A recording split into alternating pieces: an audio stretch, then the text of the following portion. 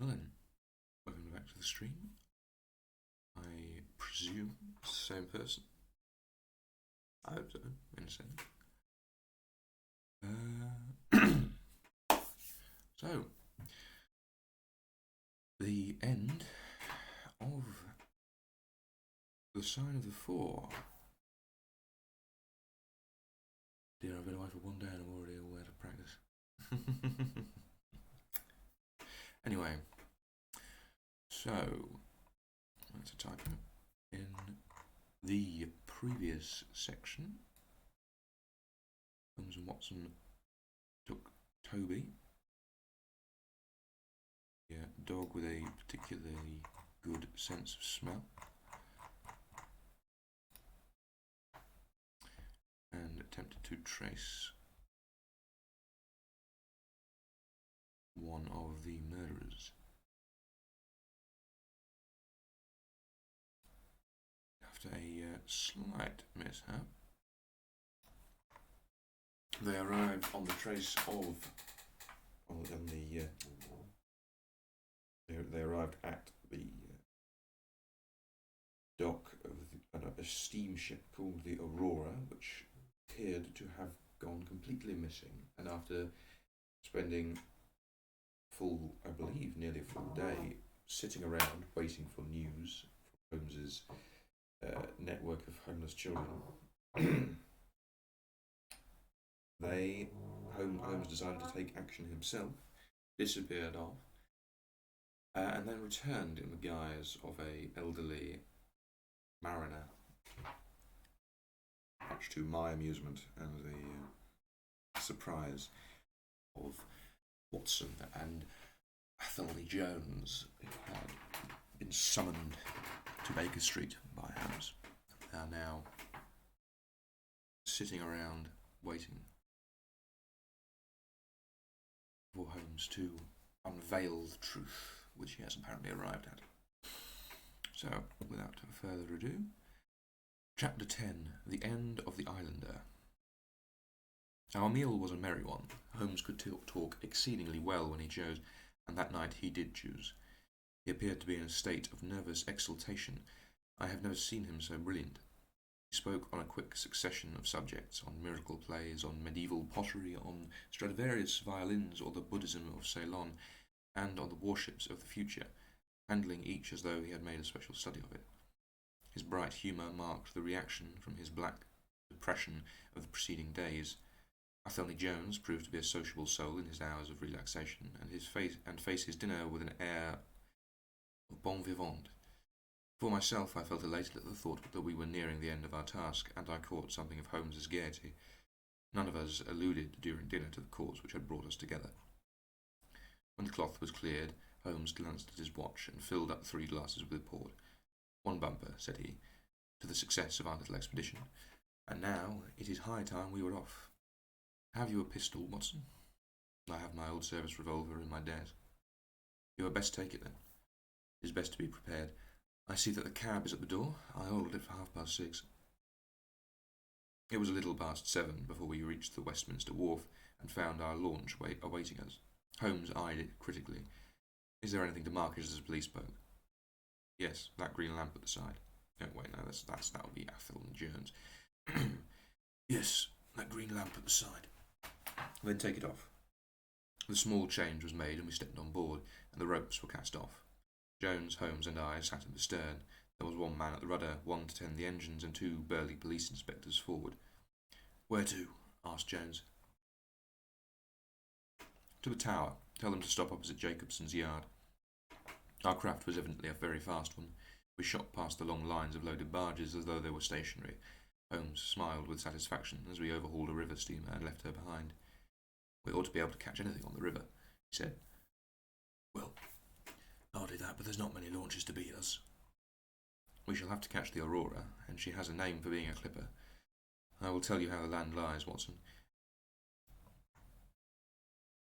I don't know whether that was Athelney Jones or Watson. Not clear.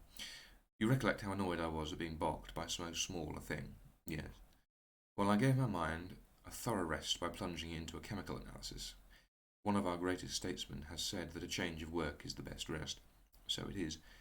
When I had succeeded in dissolving the hydrocarbon which I was at work at, I came back to our problem of the Sholtos, and thought the whole matter out again.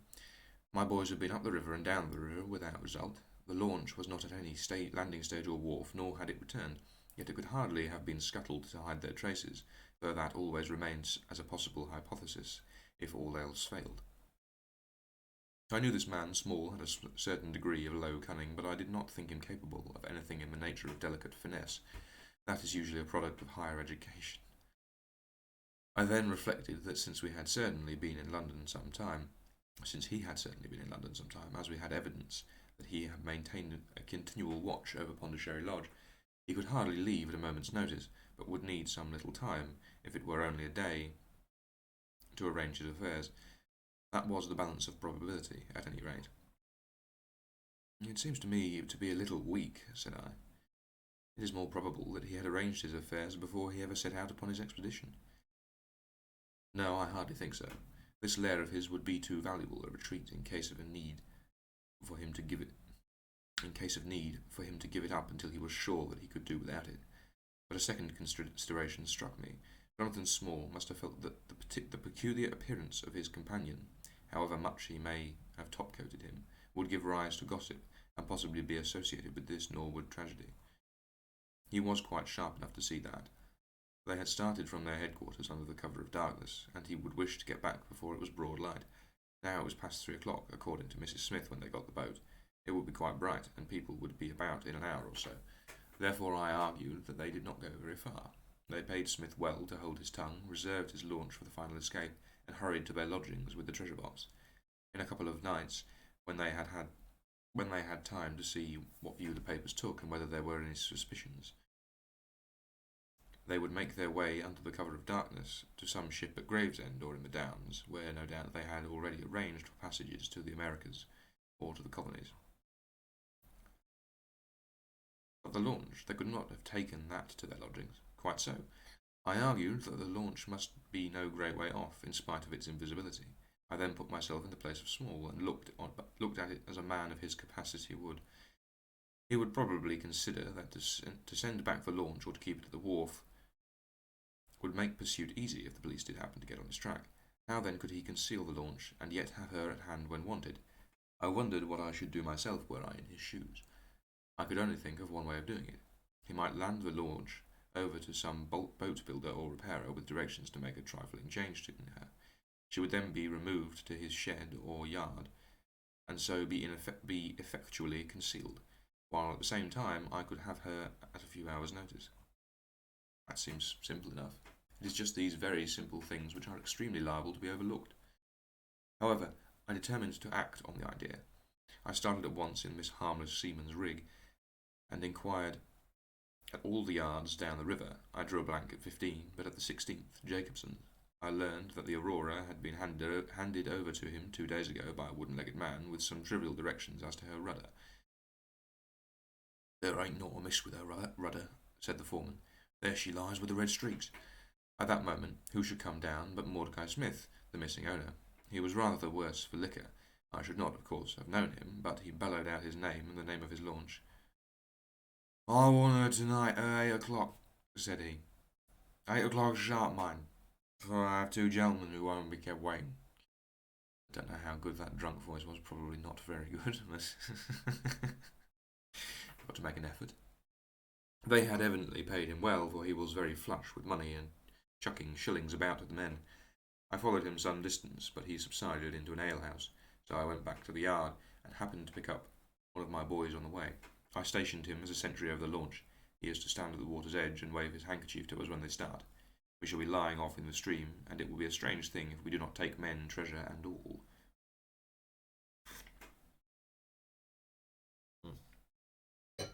Try to use up the English breakfast. It's very mediocre. "You have planned it all very neatly, whether they are the right men or not," said Jones. "But if the affair were in my hands, I should have a body of police at Jacobson's yard, and arrest them when they came down." Which would have been never. This man Small is a pretty shrewd fellow. He would send a scout on ahead, and if anything made him suspicious, lie snug for another week. But you might You might have stuck to Mordecai Smith, and so been led to their hiding place, said I. In that case, I should have wasted my day. I think that it is 100 to 1 against Smith knowing where they live. As long as he has liquor and good play, why should he ask questions? They sent him messages what to do. No, I thought over every possibility, and this is the best course. While this conversation had been proceeding, we had been shooting the long series of bridges which span the Thames. As we passed the city, the last rays of the sun were gilding the cross upon the summit of St. Paul's. It was twilight before we reached the tower. That is Jacobson's yard, said Holmes, pointing to a bristle of masts and rigging on the Surrey side. Cruise gently up and down here under cover of this string of lighters. Cruise gently up and down here under the cover of this string of lighters, he said. He took a pair of night glasses from his pocket and gazed some time at the shore. I see my sentry at his post, he remarked, but no sign of a handkerchief. Suppose we go downstream a short way and lie in wait for them, said Jones eagerly. We were all eager by this time, even the policemen and stokers, who had a very vague idea of what was going forward. We have no right to take anything for granted, Holmes answered. It is certain they 10-to-1 that they go downstream, but we cannot be certain. From this point we can see the entrance of the yard, and they can hardly see us. It will be a clear night and plenty of light. We must stay where we are. See how the folks swarm over yonder in the gaslight. They're coming from work in the yard. Dirty rascals, but I suppose everyone has some little immortal spark concealed about him. You would not think it to look at them. There is no a priori probability about it. A strange enigma is man.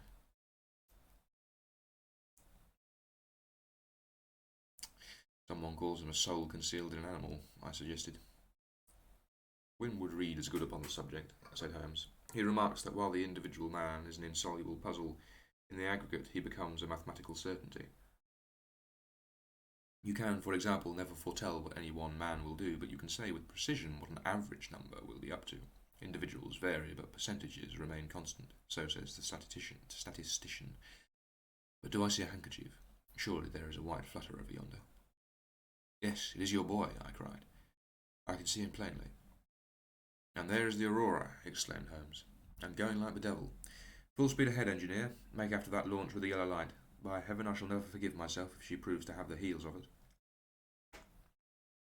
She had slipped unseen through the yard entrance and passed behind 2 or 3 small craft, so that she had fairly got her speed up before we saw her. Now she was flying down the stream, near in to the shore, going at a tremendous rate. Jones looked gravely at her and shook his head. She is very fast, he said. I doubt if we'll catch her. We must catch her, cried Holmes between his teeth. Keep it on, stokers. Make her do all she can. If we burn the boat, we must have them. We were fairly after her now. The furnaces roared, and the powerful engines whizzed and clanked like a great metallic heart. Her sharp, steep prow cut through the river water and sent 2 rolling waves to right and to left of us. With every throb of the engines we sprang and quivered like a living thing. One great yellow lantern on our bows threw a long, flickering funnel of light in front of us. Right ahead, a dark blur upon the water showed where the Aurora lay, and the swirl of white foam beneath her spoke of the pace at which she was going. We flashed past barges, steamers, merchant vessels, in and out, between this one and round the other. Voices hailed us out of the darkness, but still the Aurora thundered on, and still we followed close upon her track. Pile it on, men, pile it on, cried Holmes, looking down into the engine room while the fierce glow from below beat upon his eager, aquiline face. Get every pound of steam you can. I think we gain a little, said Jones, with his eye on the Aurora. I'm sure of it, I said. We shall be up with her in a very few minutes. At that moment, however, as our evil fate would have it, a tug with 3 barges in tow blundered in between us. It was only by putting our helm hard down that we avoided a collision, and before we could round them and recover our way, the Aurora had gained 200 yards. She was still, however, well in view, and the murky, uncertain twilight was setting into a clear, starry night. Our boilers strained to their utmost, and the frail shell vibrated and creaked with the fierce energy which was driving us along. We shot through the pool, past the West Indian docks, down the long Deptford reach, and up again after rounding the Isle of Dogs. The dull blur in front of us resolved itself, now clearly enough, into the dainty Aurora. Jones turned our searchlight upon her so that we could plainly see the figures upon her deck. One man sat by the stern with something black between his toes over which he stooped. Beside him there lay a dark mass which looked like a Newfoundland dog. The boy held the tiller, while against the red glare of the furnace I could see old Smith stripped to the waist and shovelling coals for dear life. They may have had some doubt at first as to whether we were really pursuing them, but now, as we followed every winding and turning which they took, there could no longer be any question about it. At Greenwich, we were about 300 paces behind them. At Blackwall, we could not have been more than 250. I have coursed many creatures in many countries during my checkered career, but never did sport give me such a wild thrill as this mad, flying manhunt down the Thames. Steadily we drew in upon them yard by yard. In the silence of the night we could hear the panting and clanking of their machinery. The man in the stern still crouched upon the deck, with his arms were moving as though he were busy, while every now and then he would look up and measure with a glance the distance which still separated us. Nearer we came and nearer. Jones yelled to them to stop. We were not more than 4 boats' lengths behind them, both boats flying at a tremendous pace. It was a clear reach of the river, with Barking Level upon one side and melancholy Plumstead marshes upon the other. At our hail, the man in the stern sprang up from the deck and shook his 2 clenched fists at us, cursing the while in a high, cracked voice. He was a good-sized, powerful man, and as he stood, poising himself with a leg astride, I could see that from the thigh downwards there was but a wooden stump on the right side. At the sound of his strident, angry cries, there was movement in the huddled bundle upon the deck. It straightened itself into a little black man, the smallest I have ever seen, with a great misshapen head and a shock of tangled, dishevelled hair. Holmes had already drawn his revolver, and I whipped mine out at the sight of this savage, distorted creature. Oh, God. He was wrapped in some sort of dark ulster blanket, which left only his face exposed, but that face was enough to give a man a sleepless night. Never have I seen features so marked with bestiality and cruelty. His small eyes glowed and burned with a sombre light, and his thick lips were writhed back from his teeth, which grinned and chattered at us with a half-animal fury. "Fire if he raises his hand," said Holmes quietly. We were within a boat's length by this time, and almost within touch of our quarry. I can see the 2 of them now as they stood, the white man with his legs far apart, shrieking out curses, and the unhallowed dwarf with his hideous face, his strong yellow teeth gnashing at us in the light of our lantern. It was well that we had so clear a view of him. Even as we looked, he plucked out from under his covering a short round piece of wood like a school ruler, and clapped it to his lips. Our pistols rang out together. He whirled round, threw up his arms with a kind of choking cough, fell sideways into the steam. I caught one glimpse of his venomous, menacing eyes amid the white swirl of the waters. Into the stream, and fell into the river.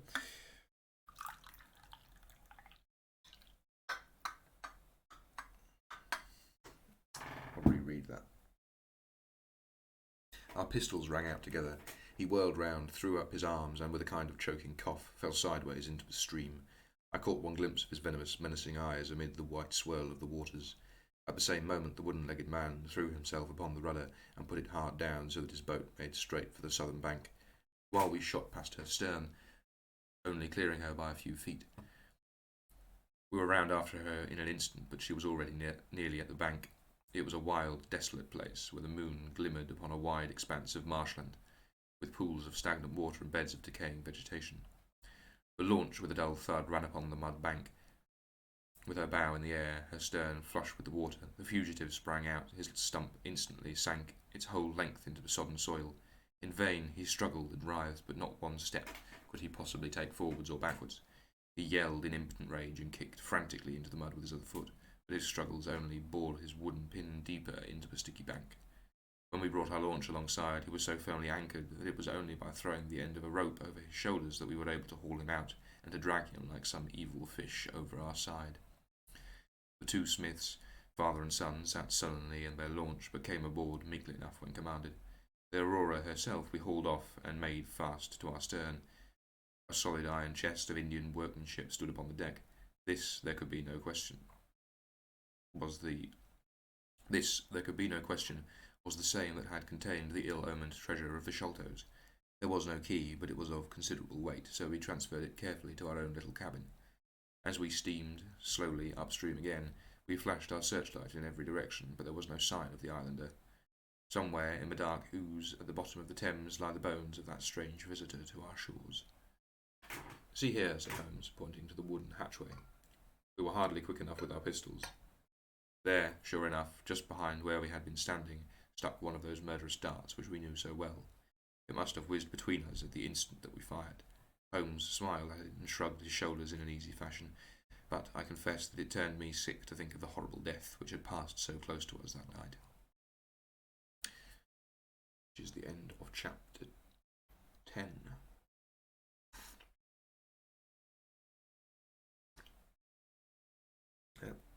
I still have plenty of tea, so straight into chapter 11, The Great Agra Treasure. Our captive sat in the cabin opposite to the iron box which he had done so much and waited so long to gain. He was a sunburned, reckless-eyed fellow with a network of lines and wrinkles all over his mahogany features, which told of a hard, open-air life. There was a singular prominence about his bearded chin which marked a man who was not to be easily turned from his purpose. His age may have been 50 or thereabouts, for his black curly hair was thickly shot with grey. His face in repose was not an unpleasing one, though his heavy brows and aggressive chin gave him, as I had lately seen, a terrible expression when moved to anger. He sat now with his handcuffed hands upon his lap and his head sunk upon his breast, while he looked with his keen, twinkling eyes at the box which had been the cause of his ill-doings. It seemed to me that there was more sorrow than anger in his rigid, contained countenance. Once he looked up at me with a gleam of something like humour in his eyes. "Well, Jonathan Small," said Holmes, lighting up a cigar, "I am sorry that it has come to this." What voice do I give him, I wonder? "And so am I, sir," he answered frankly. "I don't believe I can swing over the job. I give you my word on the book that I never raised a hand against Mr. Sholto. It was that little hellhound Tonga that shot him with his cursed darts into him. I had no part in it, sir. I was as grieved as if it had been my blood relation. I welt up a little devil with the slack end of the rope for it, but it was done, and I could not undo it again." "Have a cigar," said Holmes, "and you had best take a pull out of my flask, for you are very wet. How could you expect so small and weak a man as this blackfellow to overpower Mr. Sholto and hold him while you were climbing the rope?" "You seem to know as much about it as if you were there, sir. The truth is, I hope to find the room clear. I knew the habits of the house pretty well, and it was the time when Mr. Sholto usually went down to his supper.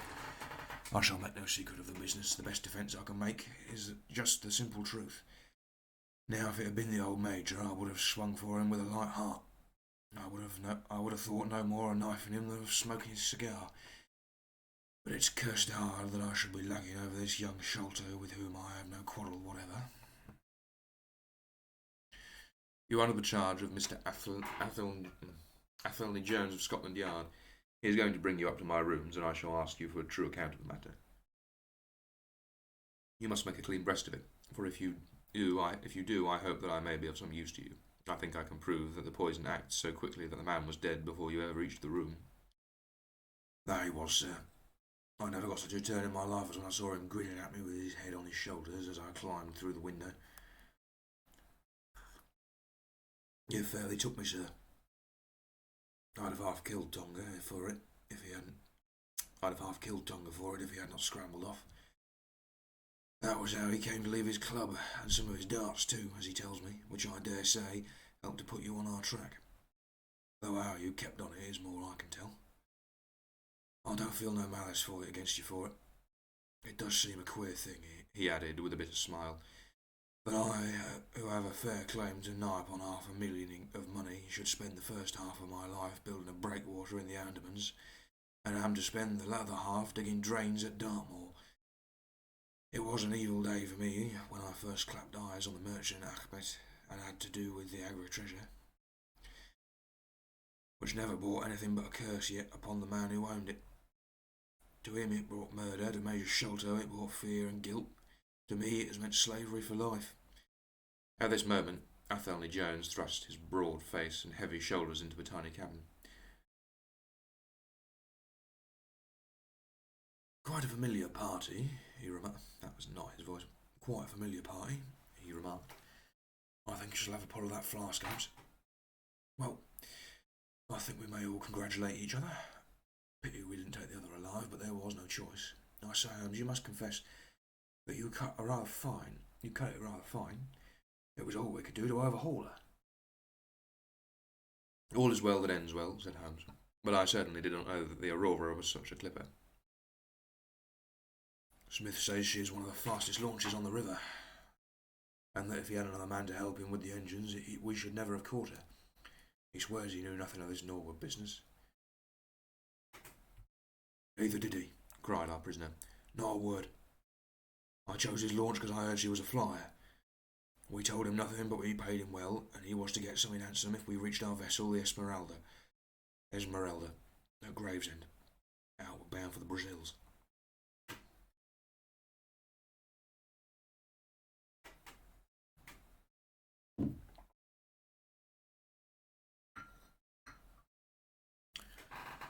Well, if he has done no wrong, we shall see no wrong comes to him. If we are pretty quick in catching our men, we are not so quick in condemning them. It was amusing to notice how the consequential Jones was already beginning to give himself the airs of the strength of the capture. From the slight smile which played over Sherlock Holmes' face, I could see that the speech had not been lost upon him. We will be at Vauxhall Bridge presently, said Jones, and shall land you, Dr. Watson, with the treasure box. I need hardly tell you that I am taking a very grave responsibility upon myself in doing this. It is most irregular, but of course an agreement is an agreement. I must, however, as a matter of duty, send an inspector with you, since you have so valuable a charge. You will drive, no doubt? Yes, I shall drive. For the record, if you don't remember, Watson is taking the treasure to be opened by Miss Morstan before it is handed into police custody until the case is resolved.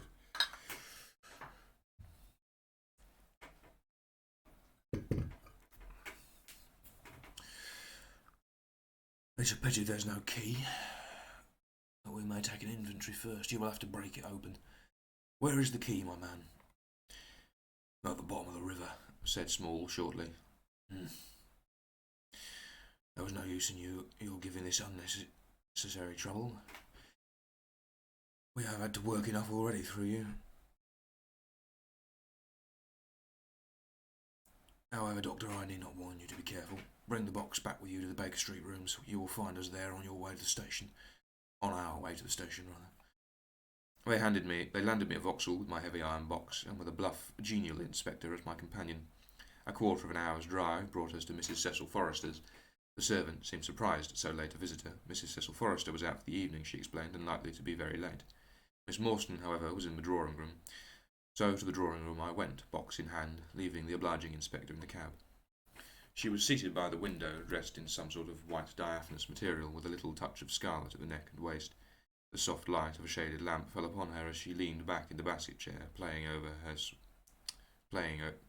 The soft light of a shaded lamp fell upon her as she leaned back in the basket chair, playing over her sweet grave face, and tinting with a dull metallic spark the rich coils of her luxuriant hair.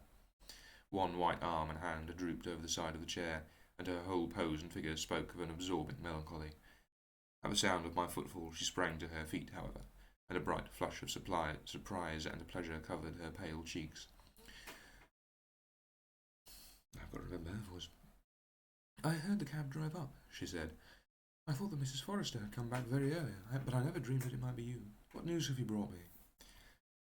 I have brought something better than news, said I, putting down the box upon the table and speaking jovially and boisterously, though my heart was very heavy within me. I have brought you something which is worth all the news in the world. I have brought you a fortune. She glanced at the iron box. Is that the treasure, then? She asked, coolly enough. Yes, this is the great Agra treasure. Half of it is yours, and half of it is Thaddeus Sholto's. You'll have a couple 100,000 each. I think of that. An annuity of £10,000. There will be few richer young ladies in England. Is it not glorious? I think I must have been rather overacting in my delight, and that she detected a hollow ring in my congratulations, for I saw her eyebrows rise a little, and she glanced at me curiously. If I have it, she said, I owe it to you. No, I answered, not to me, but to my friend Sherlock Holmes. With all the will in the world, I could never have followed up a clue which has taxed even his analytical genius. As it was, we very nearly lost it at the last moment. "Pray sit down and tell me about it, Dr. Watson," said she. I narrated briefly what had occurred since I had seen her last. Holmes's new method of search, the discovery of the Aurora, the appearance of Athelney Jones, our expedition in the evening, and the wild chase down the Thames. She listened with parted lips and shining eyes to my recital of our adventure. When I spoke of the dart, which had so narrowly missed us, she turned so white that I feared she was about to faint. "It is nothing," she said, as I hastened to pour her out some water. "I am all right again. It was a shock to me to hear that I placed my friends in such horrible peril." "Well, that is all over," I answered. "It was nothing. I will tell you no more gloomy details. Let us turn to something brighter. There is the treasure. What could be brighter than that? I got leave to bring it with me, thinking that it would interest you to be the first to see it." "It would be of the greatest interest to me," she said. There was no eagerness in her voice, however.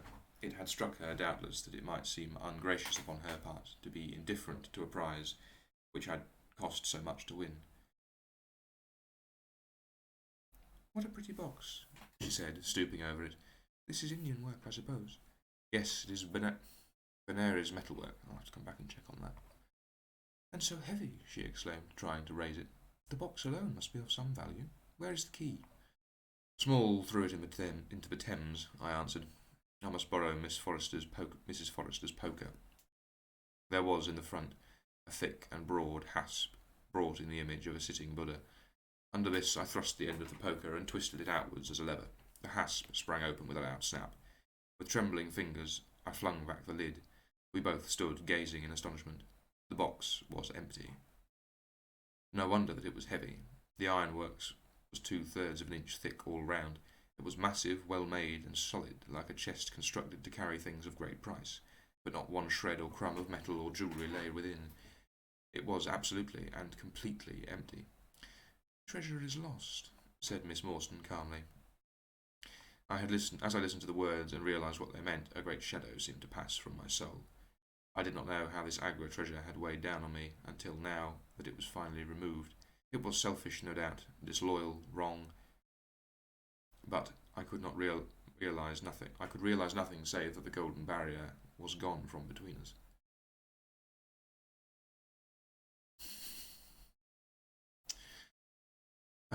Why does he do this in every book?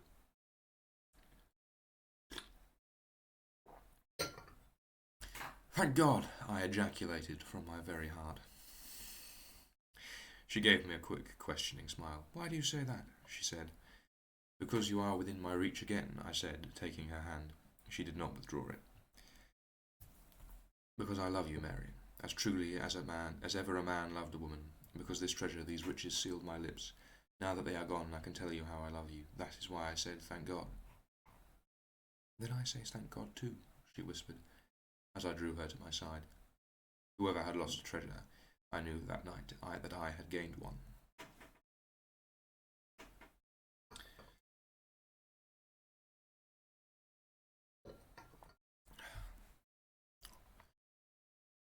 I've got most of a cup of tea.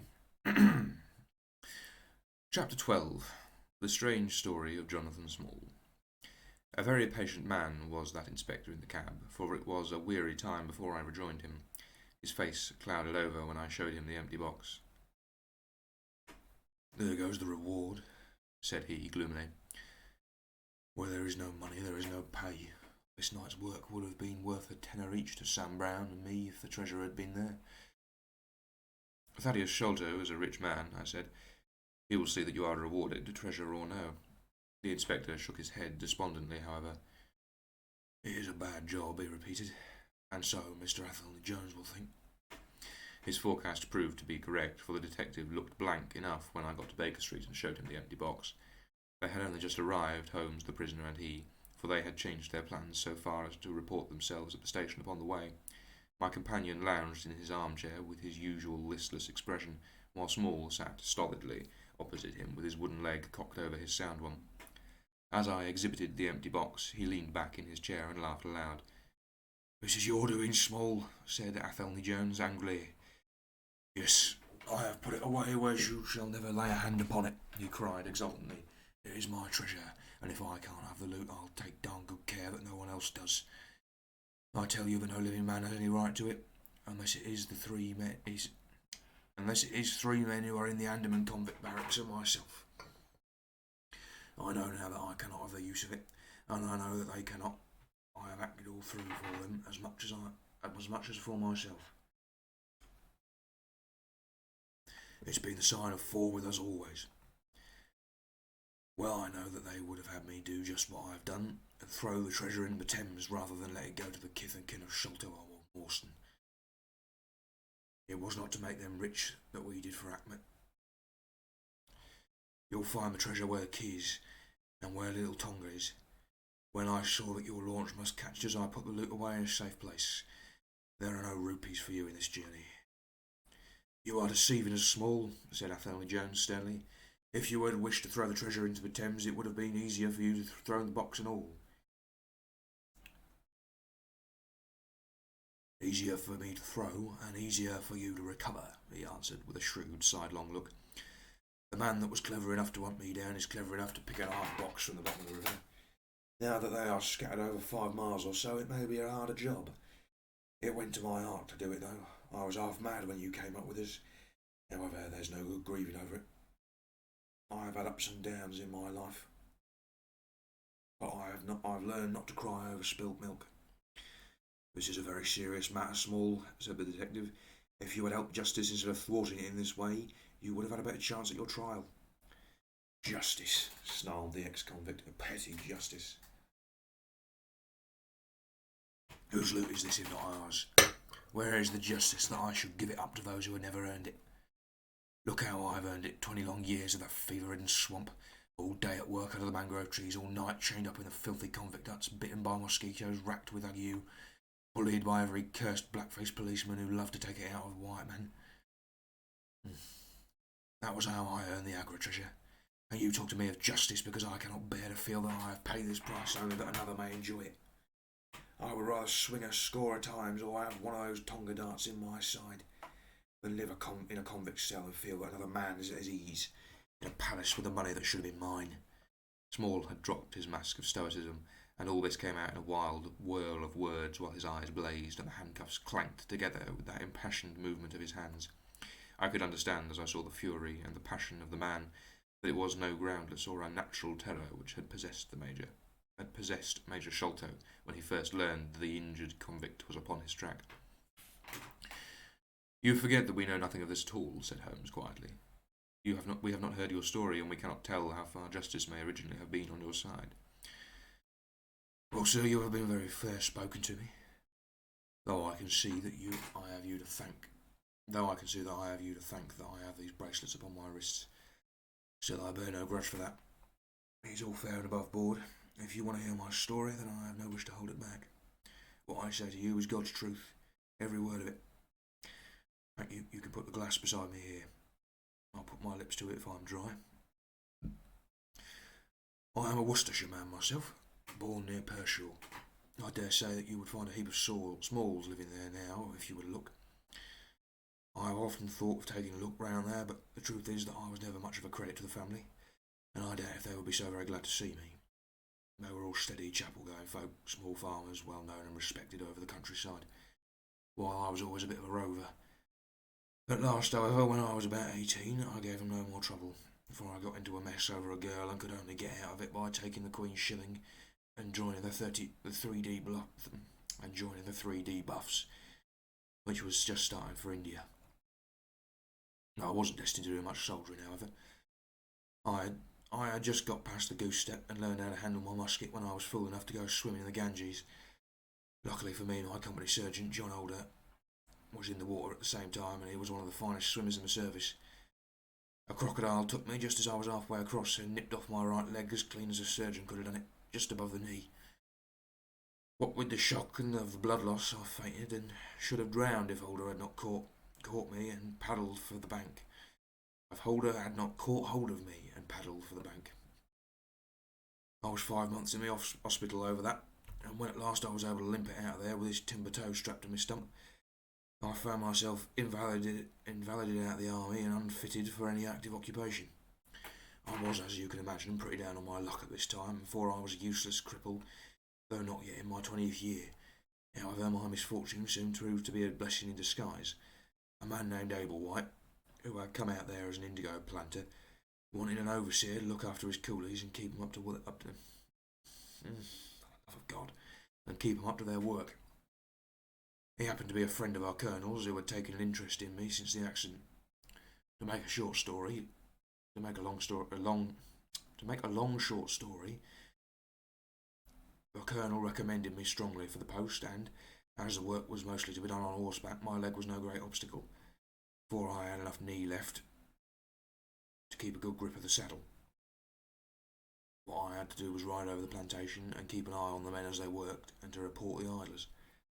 The pay was fair, and I had comfortable quarters, and altogether I was content to spend the remainder of my life in indigo planting. Mr. Abel White was a kind man, and he would often drop into my little shanty with smoke a pipe with me. The white folk out there feel their hearts warm to each other as they never do here at home. Well, I was never in luck's way long. Suddenly, without a note of warning, a great mutiny broke upon us. 1 month India was still and peaceful to all appearance as Surrey or Kent. The next there was 200,000 black devils let loose, and the country was as perfect hell. Of course you know all about it, gentlemen, a deal more than I do, very like, since reading is not my line. I only know what I saw with my own eyes. Our plantation was at a place called Mutra, near the border of the northwest provinces. Night after, the whole sky was alight with the burning bungalows, and day after day we had small companies of Europeans passing through our estate with their wives and children, on their way to Agra, where were the nearest troops. Mr. Abel White was an obstinate man. He had it in his head that the affair had been exaggerated and that it would blow over as soon as it had sprung up. There he sat on his veranda, drinking whisky pegs and smoking cheroots, while the country was in a blaze around him. Of course, we stuck by him, I and Dawson, who with his wife used to do the bookwork and managing. One fine day the crash came. I had been away on a distant plantation and was riding slowly in the evening, when my eye fell upon something all huddled together at the bottom of a steep nullah. I rode down to see what it was, and the cold struck through my heart when I saw it was Dawson's wife, all cut into ribbons and half eaten by jackals and native dogs.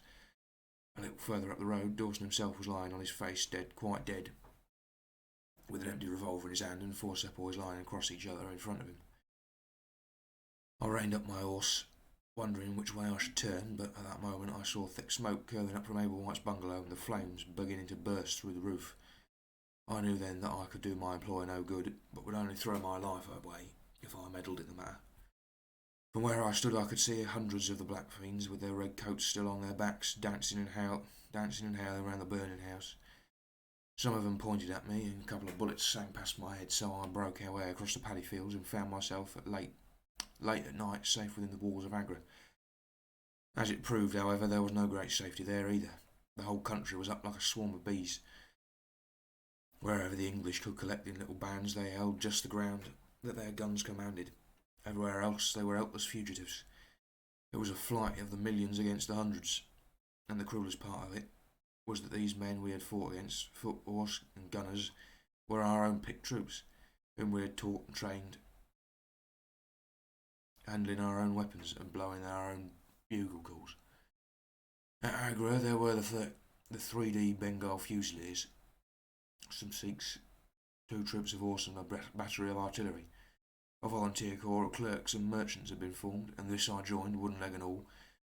We went out to meet the rebels at Shargunji. I suppose he probably wouldn't pronounce it right anyway, but whatever. Shargunji. Early in July, and we beat them back for a time, but our powder gave out, and we had to fall back upon the sea. Nothing but the worst news came to us from every side, which is not to be wondered at, for if you look at a map you will see that we were right in the heart of it. Lucknow is rather better than 100 miles to the east. Cawnpore about as far to the south. From every point on the compass there was nothing but torture and murder and outrage. The city of Agra is a great place, swarming with fanatics and fierce devil worshippers of all sorts. Jesus fucking Christ. Oh, God. At least the next one's set in Europe, so hopefully there won't be quite as much racism in it. Fingers crossed. Our handful of men were lost among the narrow, winding streets. Our leader moved across the river, therefore, and took up his position in the old fort at Agra. I don't know if any of you gentlemen have ever read or heard anything of that old fort. It's a very queer place, the queerest that I was ever in, and I've been in some rum corners too. First of all, it is enormous in size. I should think that the enclosure must be acres and acres. There is a modern part, which took all our garrison, women, children, stores and everything else, with plenty of room left over. But the modern part is nothing like the size of the old quarter, where nobody goes, and which is given over to the scorpions and the centipedes. It's all full of great deserted halls and winding passages, and long corridors twisting in and out, so that it is easy enough for folk to get lost in it. For this reason it was seldom that anyone went into it, though now and again a party with torches might go exploring. The river washes along the front of the old fort, and so protects it, but on the sides and behind there are many doors, and these had to be guarded, of course, in the old quarter as well as in that which actually held our troops. We were short-handed, with hardly men enough to man the angles of the building and serve the guns. It was impossible for us, therefore, to station a strong guard at every one of the innumerable gates. What we did was to organise a central guard-house in the middle of the fort, and leave each gate under the charge of one white man and 2 or 3 natives. I was selected to take charge during certain hours of the night of a small isolated door on the southwest side of the building. 2 Sikh troopers were placed under my command, and I was instructed if anything went wrong to fire my musket, when I might rely upon help coming at once from the central guard. As the guard was a good 200 paces away, however, and as the space between us was cut up in a labyrinth of passages and corridors, I had great doubts as to whether they could arrive in time to be of any use in case of an actual attack. I was pretty proud at having this small command given me, since I was a raw recruit, and a game-legged one at that. For 2 nights I kept the watch with my Punjabis. They were tall, fierce-looking chaps, Mohammed Singh and Abdul Khan by name, both old fighting men who were born arms against us at Chilianwala. They could talk English pretty well, but I could get little out of them. They preferred to stand together and jabber all night in their queer Sikh lingo. For myself, I used to stand outside the gateway, looking down at the broad winding river and on the twinkling lights of the great city. The beating of the drums, the rattle of tom-toms, and the yells and howls of the rebels, drunk with opium and with bang, were enough to remind us all night of our dangerous neighbours across the stream. Every 2 hours the officers of the night used to come round to all the posts and make sure that all was well. The 3rd night of my watch was dark and dirty. For a small driving rain, it was weary work standing in the gateway hour after hour in such weather. I tried again and again to make my Sikhs talk without much success. At 2 in the morning the rounds passed and broke for a moment the weariness of the night. Finding that my companions would not be led into conversation, I took out my pipe and laid down my musket to strike the match. In an instant the 2 Sikhs were upon me.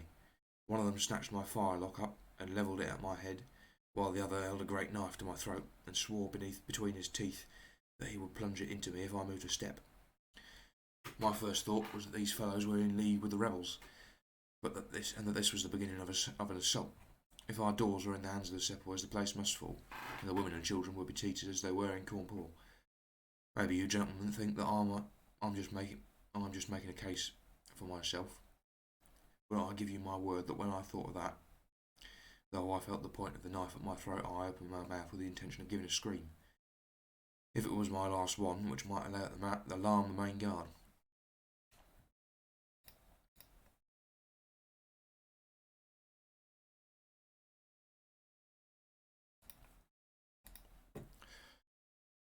The man who held me seemed to know my thoughts, for even as I braced myself, he whispered, "Don't make a noise." I think that doesn't sound particularly... don't make a noise. The fort is safe enough. There are no rebel dogs on this side of the river. There was the ring of truth in what he said, and I knew that if I raised my voice I was a dead man. I could read it in the fellow's brown eyes. I waited, therefore, in silence to see what it was they wanted from me. "Listen to me, Sabe," said the taller and fiercer of the pair, the one whom they called Abdullah Khan. "You must either be with us now, or you must be silenced forever. The thing is too great a one for us to hesitate. Either you are heart and soul with us on your oath, or the cross of the Christians, or your body this night shall be thrown into the ditch, and we shall pass over to our brothers in the rebel army. There is no middle way. Which is it to be, death or life? We can only give you 3 minutes to decide, for the time is passing and we must all be done before the rounds come. can I decide?" I said. "You have not told me what you want of me. But I tell you now that if he's anything against the safety of the fort, I will have no truck with it, so you can drive home your knife and welcome." "It is nothing against the fort," he said. "We only ask you to do that which your countrymen come to this land for. We ask you to be rich. If you will be one of us this night, we will swear to you upon the naked knife and by the threefold oath which no Sikh has ever known to break, that you shall have your fair share of the loot. A quarter of the treasure shall be yours, we can say no fairer." "But what is the treasure then?" I asked. "I am as ready to be as rich as you can be, but if you will but show me how it can be done." "You will swear then, by the bones of your father, by the honour of your mother, by the cross of your faith, to raise no hand and speak no word against us either now or afterwards." "I will swear it," I answered, "provided that the fort is not endangered." "Then my comrade and I will swear that you shall have a quarter of the treasure, which shall be equally divided among the four of us." "But there are three," said I. "No. Dost Akbar must have his share. We can tell the tale to you while we await them. Do you stand at the gate, Mohammed Singh, and give notice of their coming." "The thing thus stands, Sahib. I tell it to you because I know that an oath is binding upon a Ferengi, and that we may trust you." Oh, for the love of sanity. Coming from every side, that an oath is binding upon a Ferengi, and that we may trust you. Had you been a lying Hindu, though you had sworn by all the gods in their false temples, your blood would have been upon the knife, and your body in the water. But the Sikh knows the Englishman, and the Englishman knows the Sikh. Hearken then to what I have to say. There is a Raja in the northern provinces who has much wealth. Though his lands are small, much has come to him from his father, and more still he has set by himself, for he is of a low nature and hoards his gold rather than spend it. When the troubles broke out, he would be friends both with the lion and the tiger, with the sepoy and with the company's Raj. Soon, however, it seemed to him that the white men's day was come.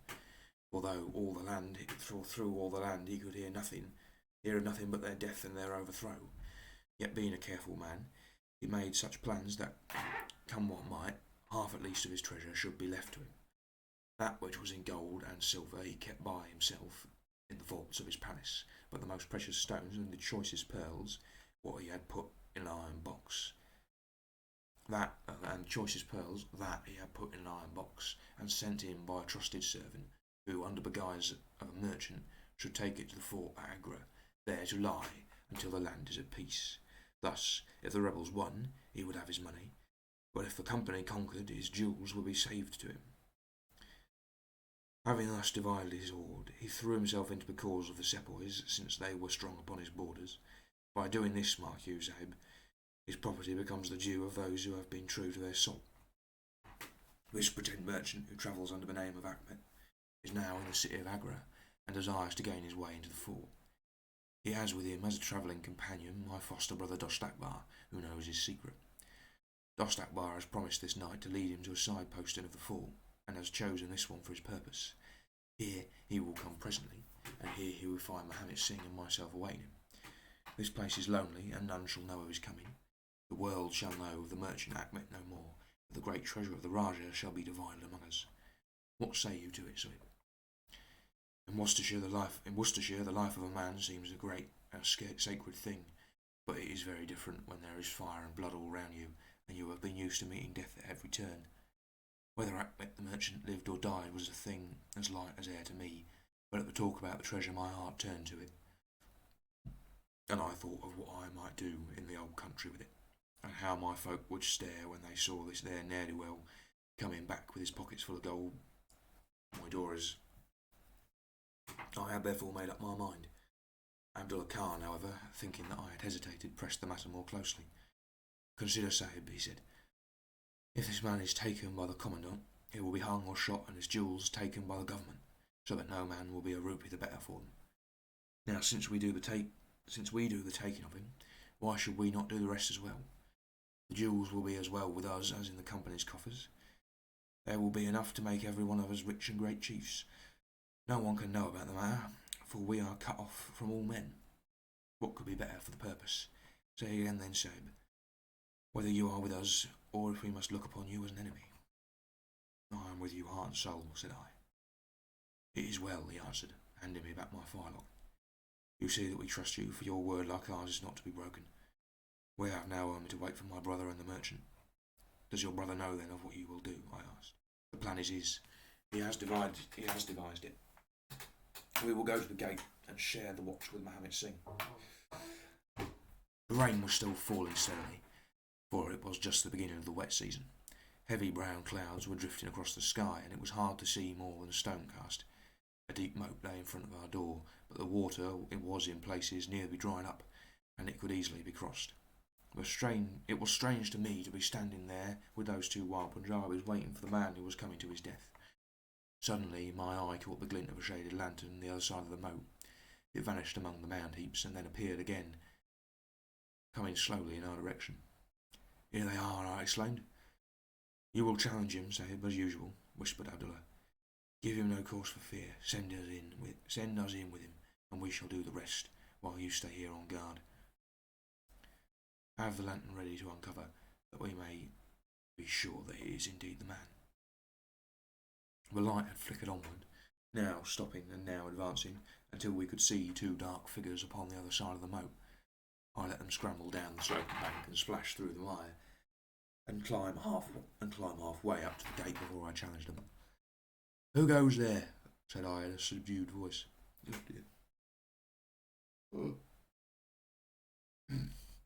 Yawning. Friends, came the answer. I uncovered my lantern and threw a flood of light upon them. The first was an enormous Sikh with a black beard which swept nearly down to his cummerbund. Outside of a show I have never seen so tall a man. The other was a little fat, round fellow, with a great yellow turban and a bundle in his hand, done up in a shawl.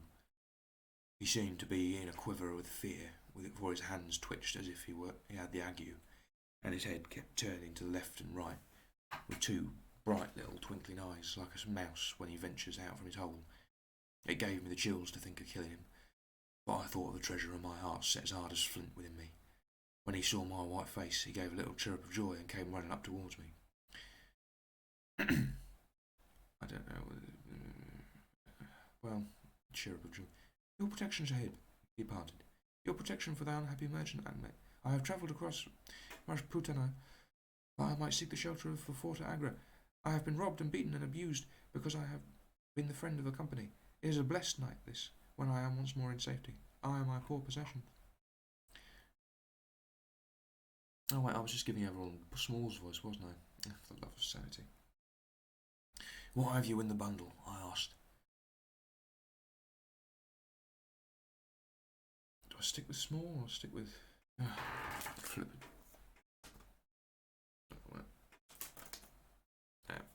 No idea. I'll just go with Small. An iron box, he answered, which contains one or two little family matters, which are of no value to others, but which I should be sorry to lose. Yet I am not a beggar, and I shall reward you, young Seb, and your governor also, if you will give me the shelter I ask. I could not trust myself to speak longer with the man. The more I looked at his fat, frightened face, the harder did it seem that we should slay him in cold blood. It was the best to get it over. Take him to the main guard, said I. The two Sikhs closed in upon him on either side, and the giant walked behind him while they marched through the dark gateway. Never was a man so composed round with death, so compassed round with death. I remained at the gateway with the lantern. I could hear the measured tramp of their footsteps sounding through the lonely corridors. Suddenly it ceased, and I heard the voices and a scuffle with the sound of blows. A moment later there came to my horror a rush of footsteps coming in my direction, with the loud breathing of a running man. I turned my lantern down the long straight passage, and there was the fat man, running like the wind with a smear of blood across his face, and close at his heels, bounding like a tiger, was the great black-bearded Sikh with a knife flashing in his hand. I had never seen a man run so fast as the little merchant. He was gaining on the Sikh, and I could see that if he once passed me and got out in the open air, he would save himself yet. My heart softened to him, but again the thought of his treasure turned me hard and bitter. I cast my flint firelock between his legs as he raced past, and he rolled twice over like a shot rabbit. Ere he could stagger to his feet, the Sikh was upon him and buried his knife twice in his side. The man never uttered a moan nor moved a muscle, but lay there where he had fallen. I I think myself that he may have broken his neck with a fall. You see, gentlemen, that I am keeping my promise. I am telling you every work of the business just as it happened, whether it is in my favour or not. Ooh, there's still quite a bit of this left. 30 odd pages. I might... He stopped and held out his manacled hands for the whiskey and water which Holmes had brewed for him. I'm just going to go and make some tea because my voice is getting a bit... Doing that hoarse voice for small is not wearing a bit. I won't be long.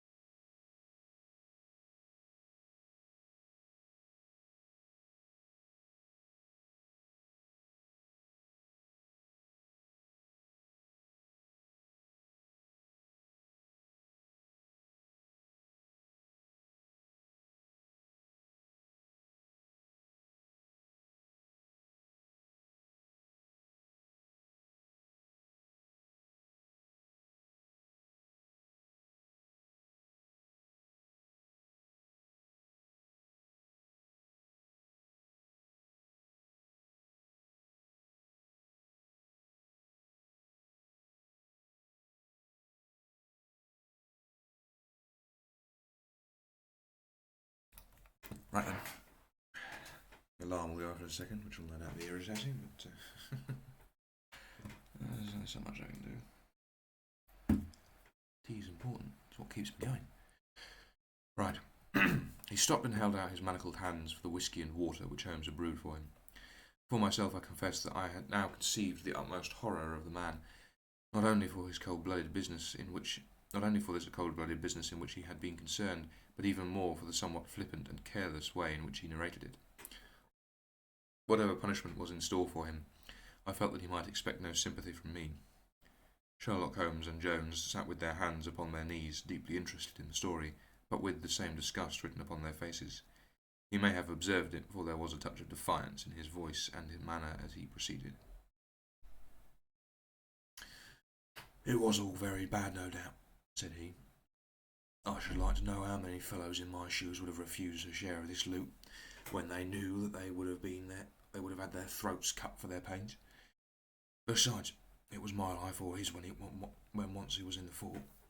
If he had got out, the whole business would come to light, and I should have been court-martialled and shot as likely as not, for people were not very lenient at a time like that. Go on with your story, said Holmes shortly.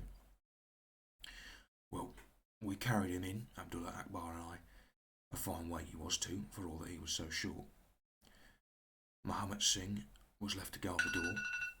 There's the tea. Muhammad Singh was left to guard the door. We took him to a place that the Sikhs had already prepared. It was some distance off, where a winding passage leads to a great empty hall, and the brick walls of which were crumbling to pieces. The earth floor had sunk at one place, making a natural grave, so we left Ahmed the merchant there, having first covered him over with loose bricks.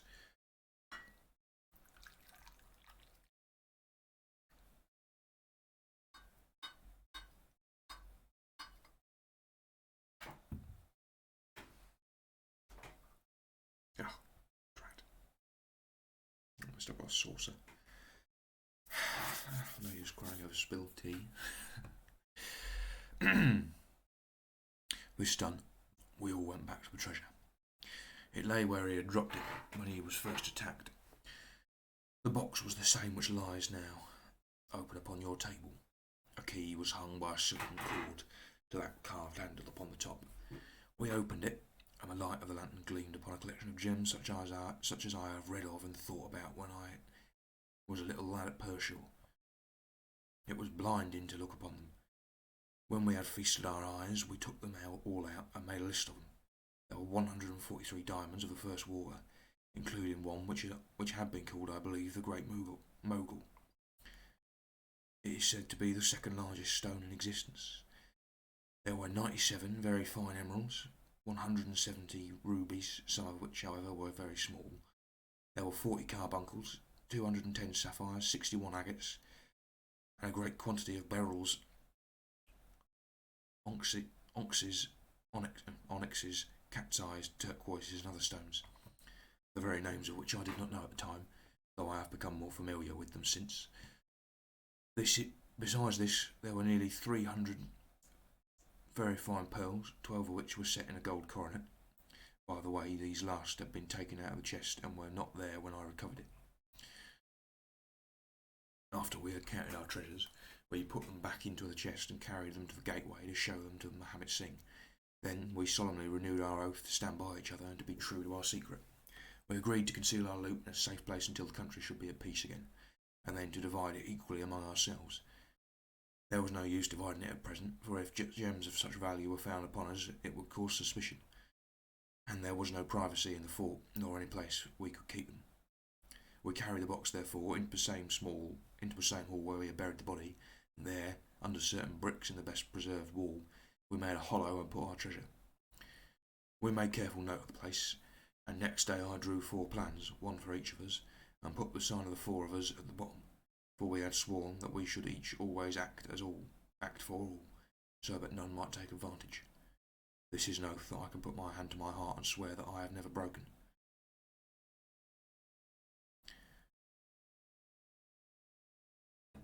I hope the sound's not coming out choppy.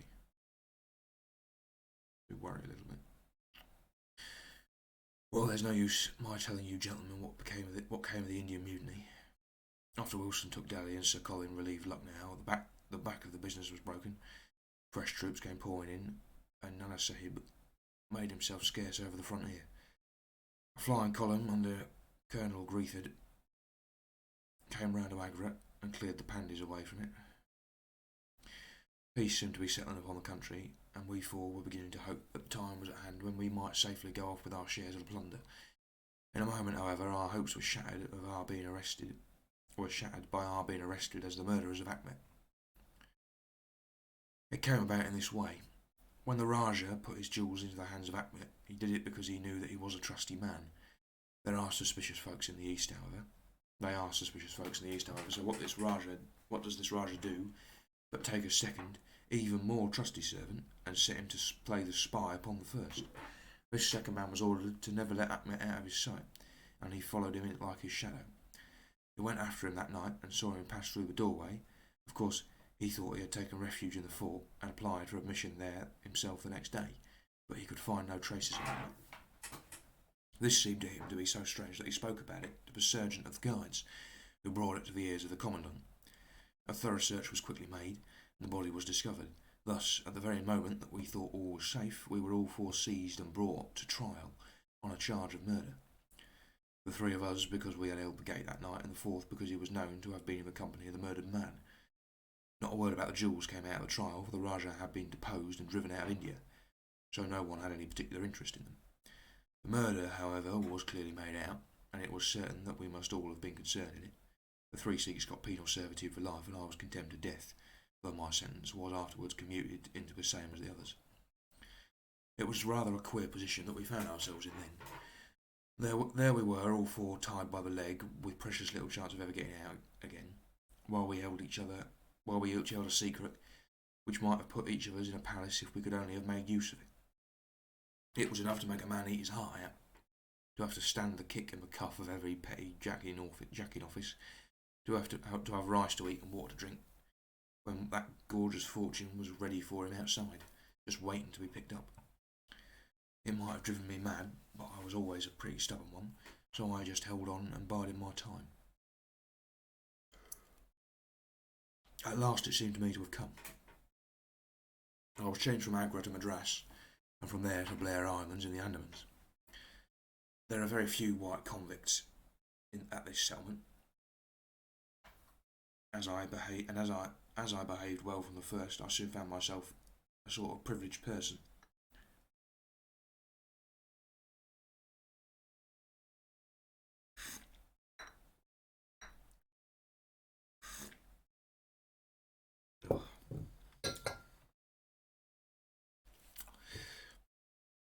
I was given a hut in Hopetown, which is a small place on the slopes of Mount Harriet, and I was left pretty much to myself. It is a dreary, fever-stricken place, and all beyond our little clearings was infested with wild cannibal natives, who were ready enough to blow a poison dart at us if they saw a chance. There was digging and ditching and yam planting, and a dozen other things to be done, so we were busy enough all day, though in the evening we had a little time to ourselves. Among other things, I learned to dispense drugs for the surgeon, and picked up a smattering of his knowledge.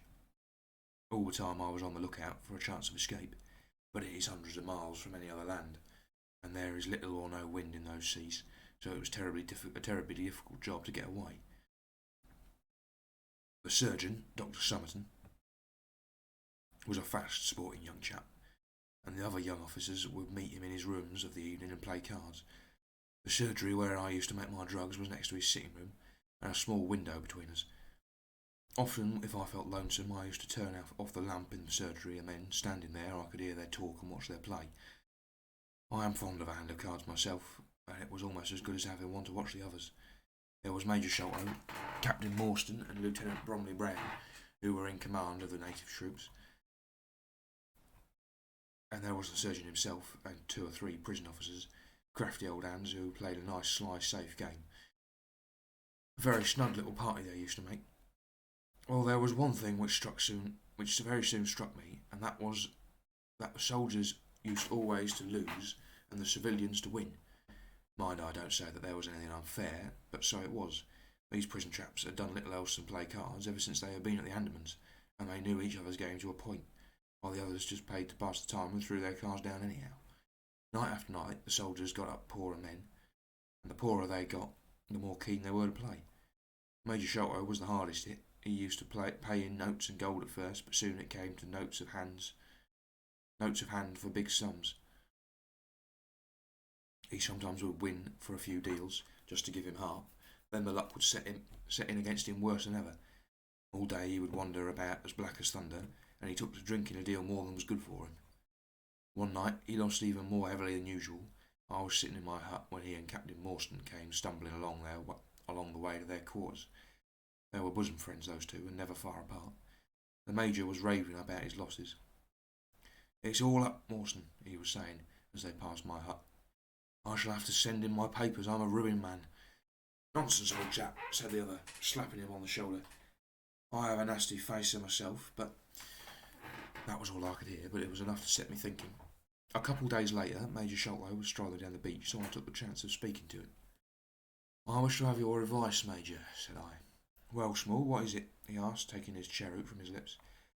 I wanted to ask you, sir, who is the poorer person to whom hidden treasure should be handed over?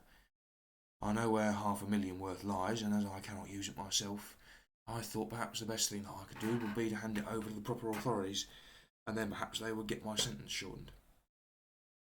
500,000, Small, he gasped, looking hard at me to see if I was earnest. Quite that, sir, in jewels and pearls. It lies there ready for anyone, and the queer thing about it is that the real owner is outlawed and cannot hold property, so all that belongs to the first comer. To government, Small, he stammered, to government. But he said it in a halting fashion, and I know in my heart I had got him.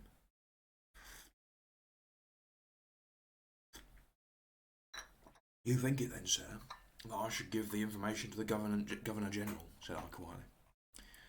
Well, you must not do anything rash, or that you might repent. Let me hear about it, Small. Give me the facts.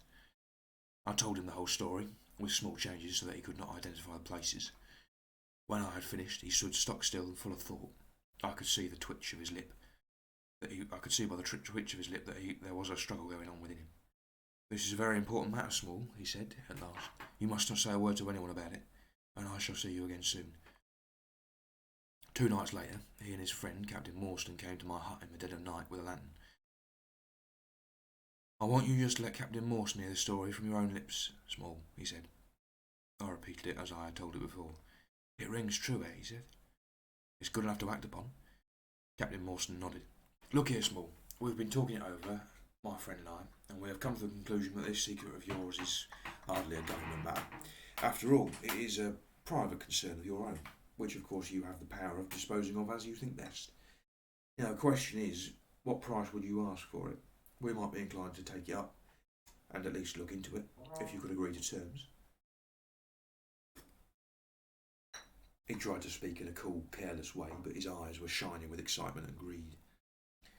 Why, as to that, gentleman, I answered, trying also to be cool, but feeling as excited as he did.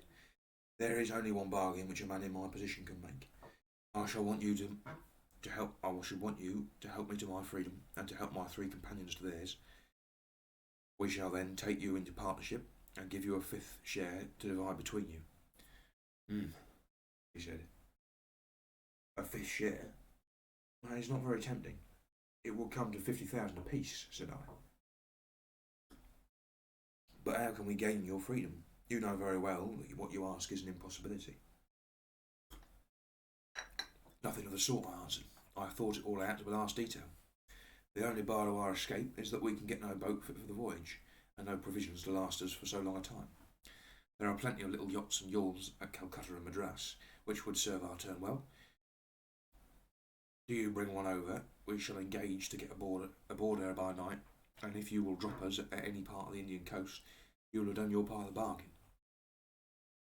If there were only one, he said. None or all, I answered. We have sworn it. The 4 of us must always act together. You see, Morstan, he said, Small is a man of his word. He does not flinch from his friend. I think we may very well trust him. It is dirty business, the other answered. Yet, as you say, the money would save our commissions handsomely. Well, Small, said the Major, we must, I suppose, try and meet you. We must first, of course, test the truth of your story. Tell me where the box is hid, and I shall get leave of absence and go back to India in the monthly relief boat, to inquire about this affair. Not so fast, said I, growing colder as he got hot. I must have the consent of my 3 comrades. I tell you that it is 4 or none of us. Nonsense, he broke in agreement. What have 3 black fellows to do with our agreement? Black or blue, said I, they are in with me, and we all go together. Well, the matter ended by the second meeting, at which Mohammed Singh, Abdullah Khan, and Dost Akbar were all present. We talked the matter over again, and at last we came to an agreement. We were to provide both the officers with charts of the part of the Agra fort, and mark the place in the hall where the treasure was hid.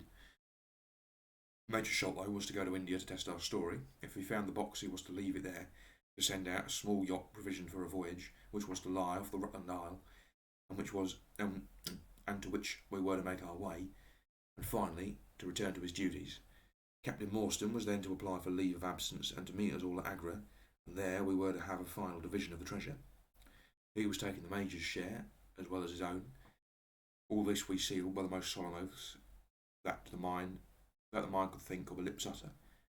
I sat up all that night with paper and ink, and by the morning I had the 2 charts all ready, signed with the sign of the 4, that is, of us, Abdullah, Akbar, Mohammed, and myself.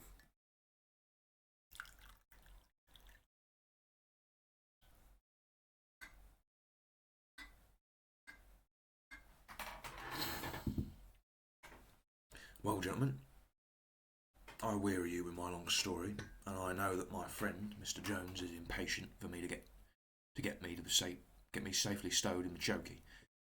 I'll make it as short as I can. The villain Sholto went off to India, but he never came back again. Captain Morstan showed me his name among a list of passengers in one of the mail boats very shortly afterwards. His uncle had died, leaving him a fortune, and he had left the army. Yet he could stoop to treat 5 men as he treated us. Morstan went over to Agra shortly afterwards and found, as we expected, that the treasure was indeed gone. The scoundrel had stolen it all without carrying out one of the conditions on which we had sold him the secret. From that day I lived only for vengeance. I thought of it by day and I nursed it by night. It became an overpowering, absorbing passion with me. I cared nothing for the law, nothing for the gallows. To escape, to track down Sholto, to have my hand upon his throat, that was my one thought. Even the Agra treasure had come to be a smaller thing in my mind than the slaying of Sholto. Well, I have set my mind on many things in this life, and never one of which did I not carry out. But it was weary years before my time came. I have told you that I picked up something of medicine. One day when Dr. Somerton was down with a fever, a little Andaman Islander was picked up by a convict gang in the woods. He was sick to death and had gone to a lonely place to die. I took him in hand, and though he was as venomous as a young snake, and after a couple of months I got him all right and able to walk. He took a kind of fancy to me then, and would hardly go back to his woods, but was always hanging about my hut. I learned a little of his lingo from him, and this made him all the fonder of me. Tonga, for that was his name, was a fine boatman, and owned a big, roomy canoe of his own. When I found that he was devoted to me and would do anything to serve me, I saw my chance of escape. I talked it over with him, and he was to bring his boat round on a certain night to an old wharf, which was never guarded, and there he was to pick me up. I gave him directions to have several gourds of water and a lot of yams, coconuts, and sweet potatoes. He was staunch and true, was little Tonga. No man ever had more faithful a mate. At the night named, he had his boat by the wharf. As it chanced, however, there was one of the convict guards down there, a vile Pathan, who had never missed a chance of insulting or injuring me. I had always vowed vengeance, and now I had my chance.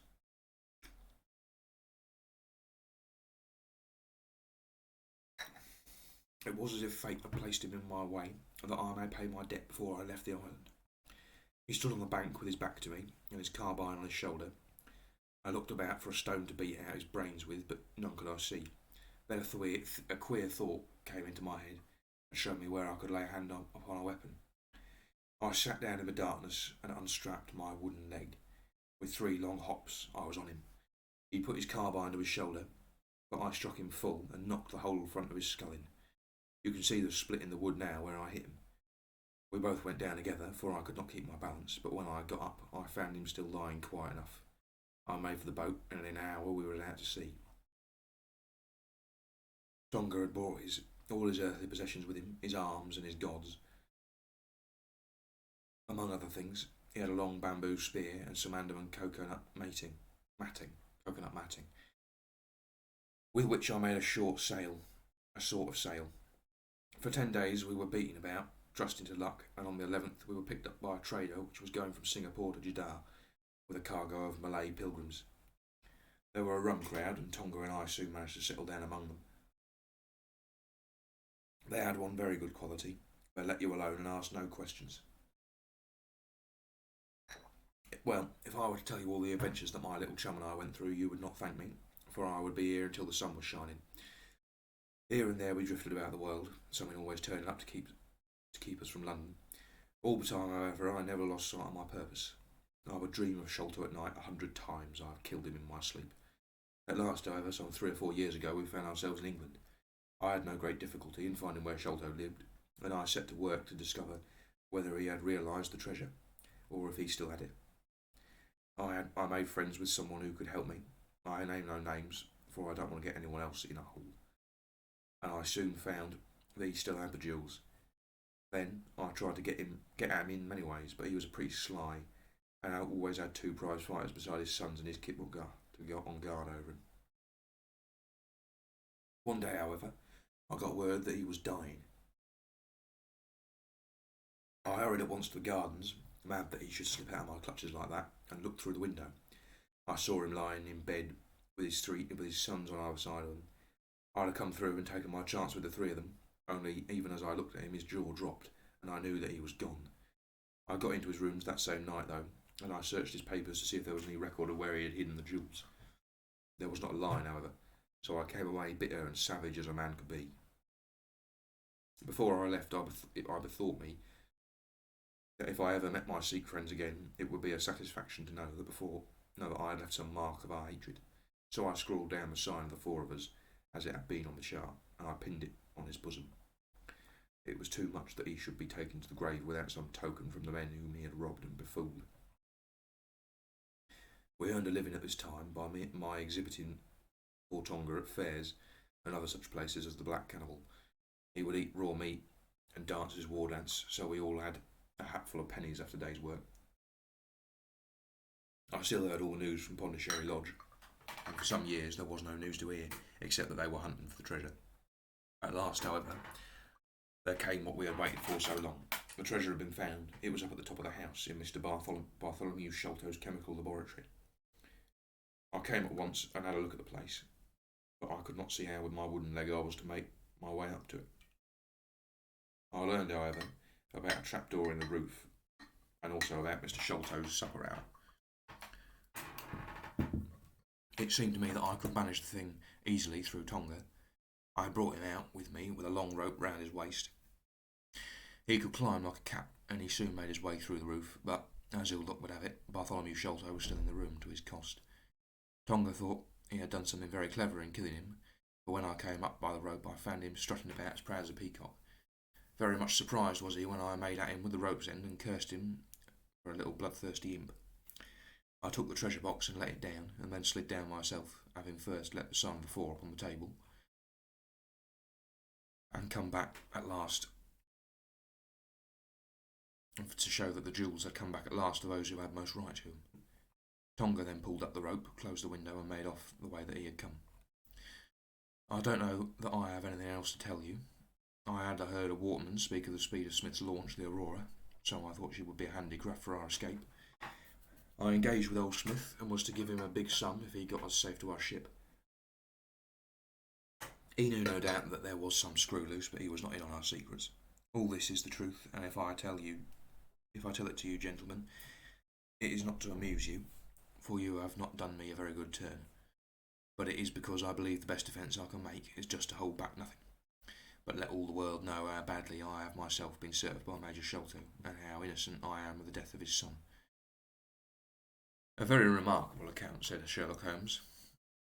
A fitting wind-up to an extremely interesting case. There is nothing at all new to me in the latter part of your narrative, except that you bought your own robe. That I did not know. By the way, I had hoped that Tonga had lost all his darts, yet he managed to shoot one of us at the boat. He had lost all of them, sir, except the one which was in his blowpipe at the time. Ah, of course, said Holmes. I had not thought of that. Is there any other point which you would like to ask about? Asked the convict affably. I think not, thank you, my companion answered. Well, Holmes, said Athelney Jones, you are a man to be humoured, and we all know that you are a connoisseur of crime, but duty is duty, and I have gone rather far in doing what you and your friend asked me. I shall feel more at ease when we have our story together here, safe and under lock and key. The cab still waits, and there are 2 inspectors downstairs. I am much obliged to the both of you for your assistance. Of course, you will be wanted at the trial. Good night. Good night, gentlemen both, said Jonathan Small. You first, Small, remarked the wary Jones as they left the room. I'll take particular care that you don't club me with your wooden leg, whatever you may have done to the gentleman at the end of Arles. Well, and there is the end of our little drama, I remarked, after we had sat some time smoking in silence. I fear that it may be the last investigation in which I shall have the chance of studying your methods. Miss Morstan has done me the honour to accept me as a husband in prospective. That was very quick. He gave a most dismal groan. I feared as much, he said. I really cannot congratulate you. I was a little hurt. Have you any reason to be dissatisfied with my choice? I asked. Not at all. I think she is one of the most charming young ladies I have ever met, and I might have been most useful in such work as we have been doing. She had a decided genius that way. Witness the way in which she preserved that agriplan from all the other papers of her father. But love is an emotional thing, and whatever is emotional is opposed to that true, cold reason which I place above all things. I should never marry myself, lest it bias my judgment. I trust, I said, laughing, that my judgment may survive the ordeal. But you look weary. Yes, the reaction is already upon me. I shall be as limp as a rag for a week. Strange, said I, how terms of what in another man I should call laziness alternate with your fits of splendid energy and vigour. Yes, he answered. There are in me the makings of a very fine loafer, and also of a pretty spry sort of fellow. I often think of those lines of old Goethe. More German. This was the end of the last. Was it in a chapter? I think it was in a chapter.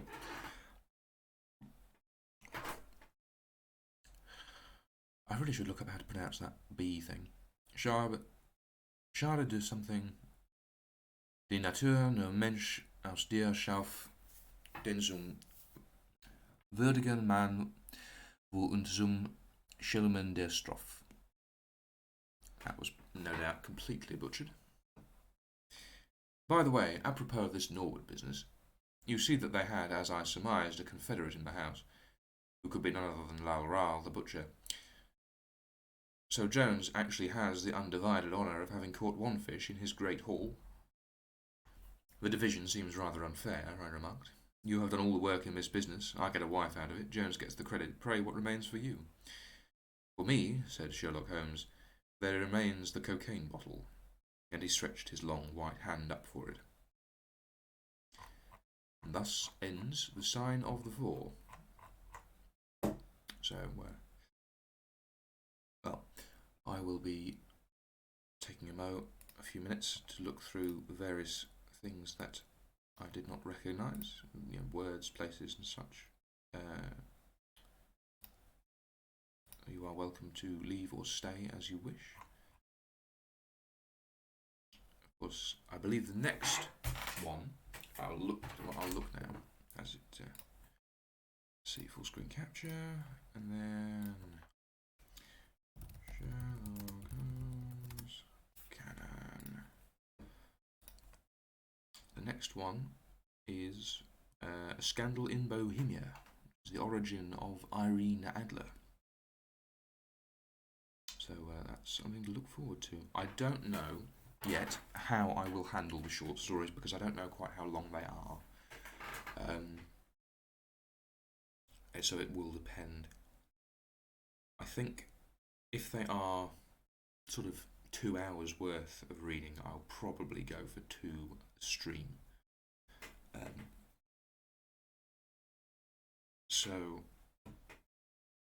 that it'll be the sort of the rough plan, if you like.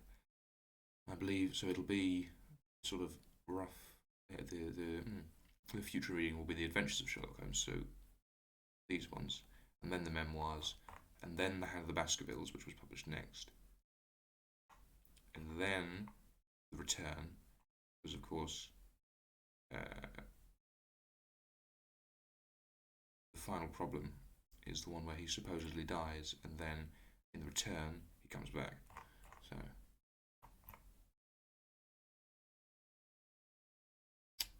anyway, so that's the plan for that. Now then, let's skim through here.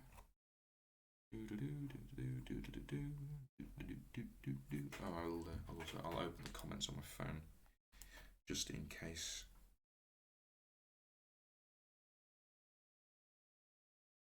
Annoyingly, as far as I can tell, it won't actually, even if you do leave the stream now, it won't tell me.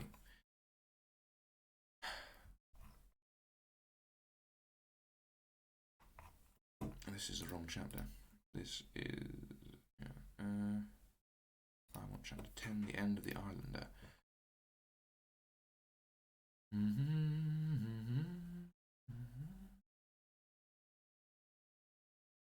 I'm assuming that just means lively, bon vivant.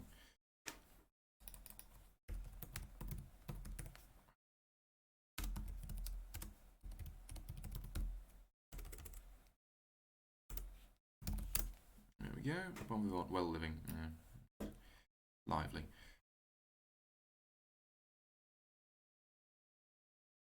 Jacobson's Yard. This is the chase. I don't particularly recall. I know this. I think the chase is the next chapter.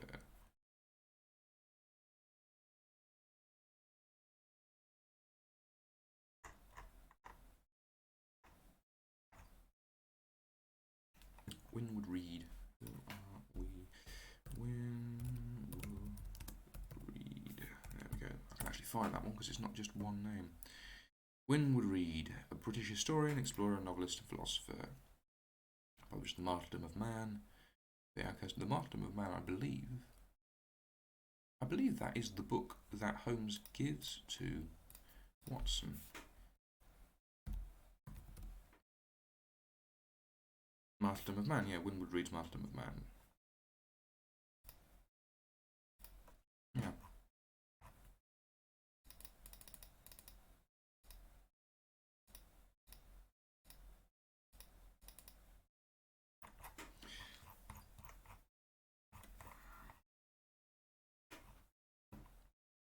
What is the Martyrdom of Man?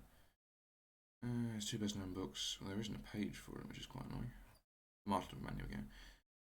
Over the Nation. In a secular universal history of the Western world, structurally divided into 4 chapters. War, religion. Okay, so it's a book about the history of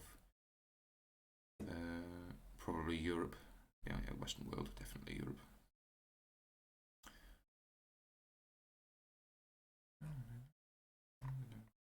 What is the maximum speed of steam? What they call steam lurchers, are they?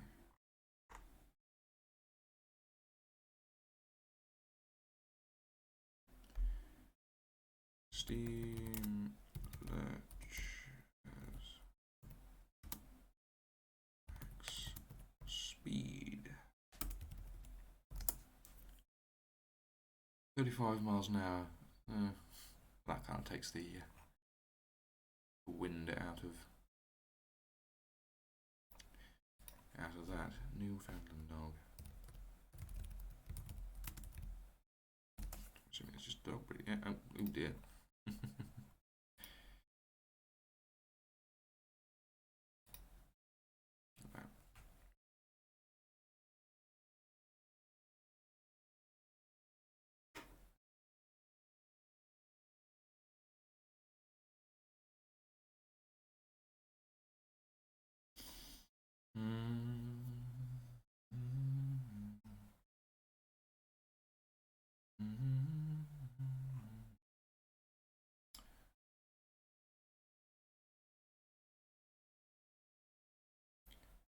See, I think there is a description of the kind of ironwork that the chest is made out of, so I might be able to find a picture of what it gives an idea of what it might look like. Let's see.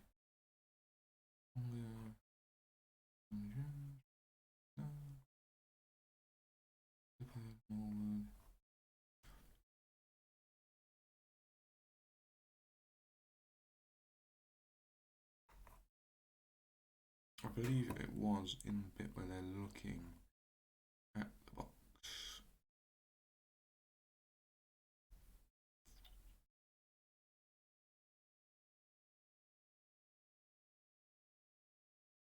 What a pretty box. Benares metal, then. I mean, it might just be.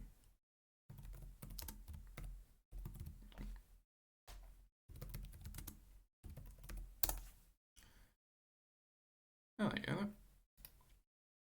So that's the sort of thing it would look like. Yeah, so it's not like a massive chest. It's like a little, because obviously it was carried by a guy wrapped in a cloth in the. So yeah, this would be the sort of thing it would be looking at, or potentially like that.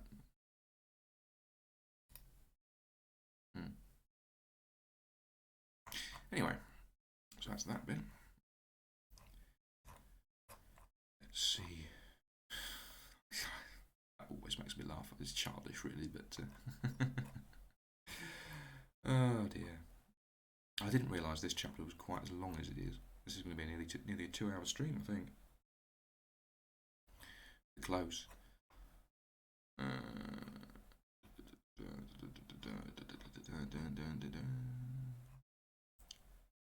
Let's see. I am interested. I do intend to look up the different places he was imprisoned to see how he was moved about. Because I know where Agra is. Because I looked that up. That I looked up at the end of the last stream, so you can. It's sort of in the middle north of India.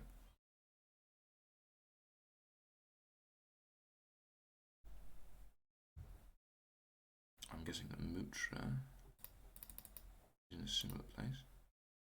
Let's see. Maps.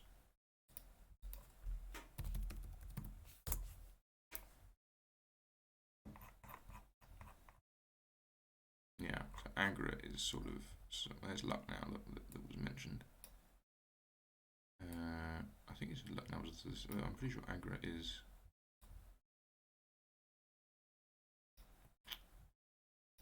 There's Agra.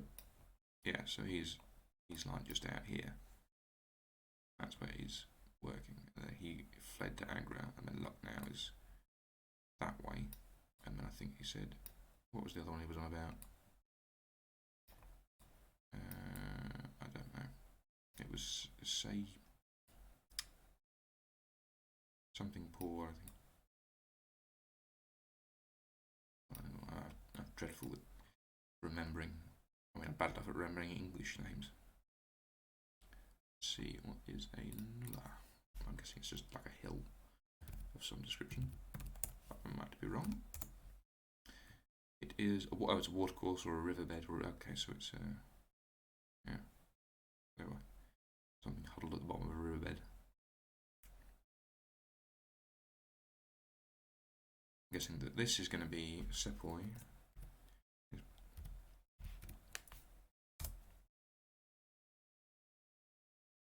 It's okay. That makes sense.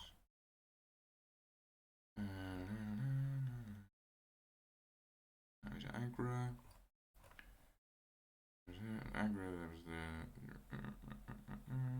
meet the rebels at Shagunji. I'm almost certainly pronouncing horribly wrong.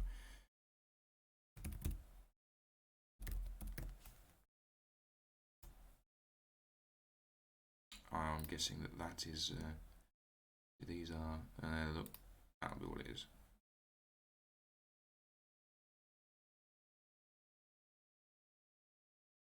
One moment.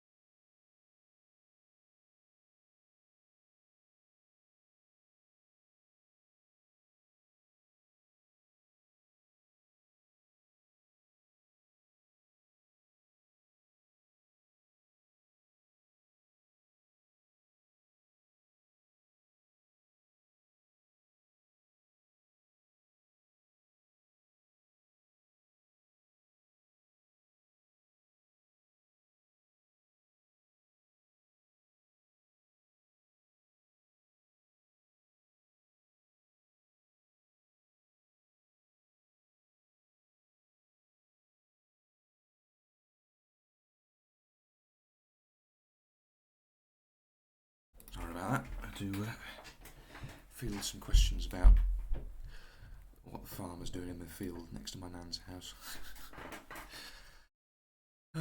Right, where was I? Oh yeah, so they went.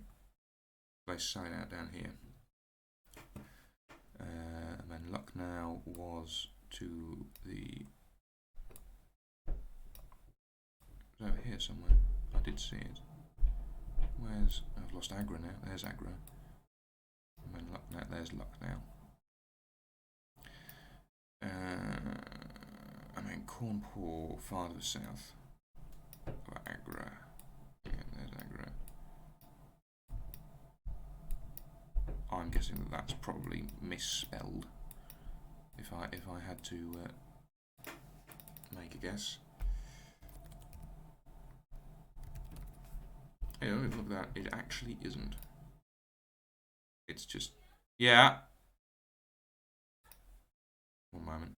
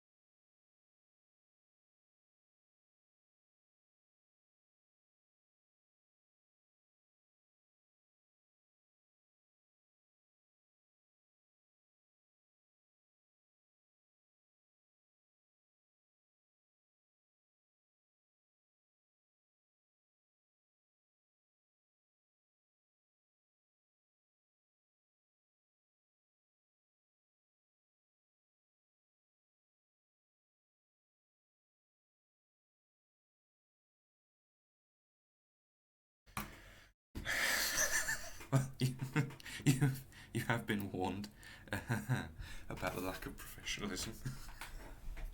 Anyway, I don't know if that's the right place.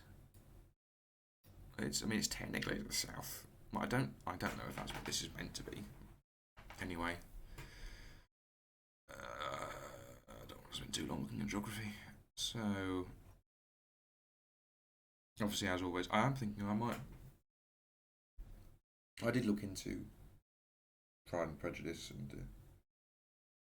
I mean, War and Peace is quite long. I don't know whether it's actually... I don't know what it's like. But then, in a way, that's half the fun. Although if it's extremely dull,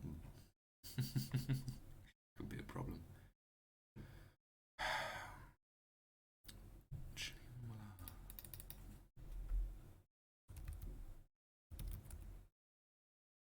Well, that'll be that.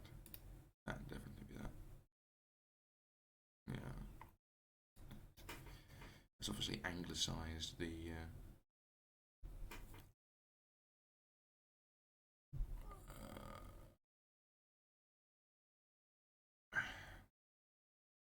surprising how often dogs come up in Sherlock Holmes.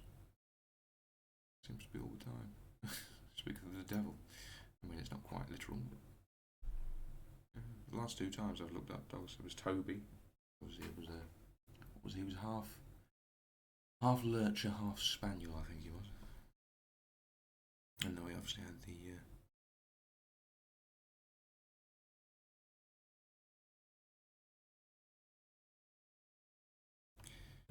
guessing that this is just like a word for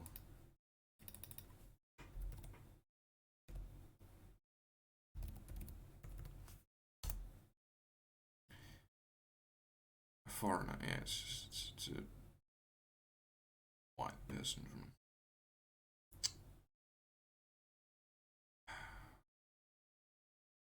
Yeah.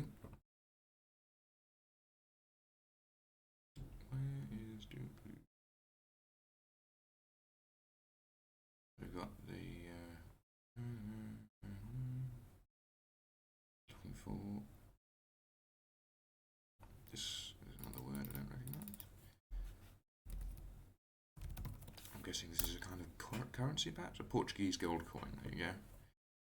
That'd be obviously associated with colonisation and foreign lands, obviously because of the scope of Portugal's colonial empire at the time, which makes a lot of sense. And yet, obviously, cummerbund is. I'm sure you know what a cummerbund is. It's like a. I don't know whether I wouldn't have thought it would be a cummerbund. I would have thought it would be called something different because I think it's wide all the way around. The ones that sort of one that I'd be imagining in this context, but I mean I could be wrong. I don't really know anything about it. Right. Let's see. Rajputana. I'm guessing that's a region. Oops. I'm guessing Rajputana is a region, and I'm almost certainly, as always, pronouncing it wrong. Although Doyle seems to have a habit of spelling them wrong. So, no, got it right this time. It obviously came up from the. Yeah, I don't know. There's New Delhi's Agra's. There's Agra. This is an iron box. So yeah, so those pictures of the box, they were obviously brass. So it would be that sort of design, but iron. Makes sense. I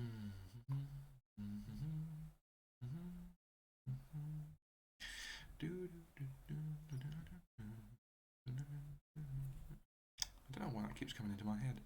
I really should stop because it's liable to get me copyright struck. I don't know what's something. Well, I looked up. What is it that I'm going to try and get the House of the Rising Sun stuck in my head. That would be better because that's interestingly that was originally a folk song. It was a mining song, so it's not technically copyrighted. I mean, if you were to play the actual Animals version, then it would be copyrighted. But let's see, what have we got? First water diamond, 3 diamonds of the first water. I'm guessing that's just like an equivalent to carat.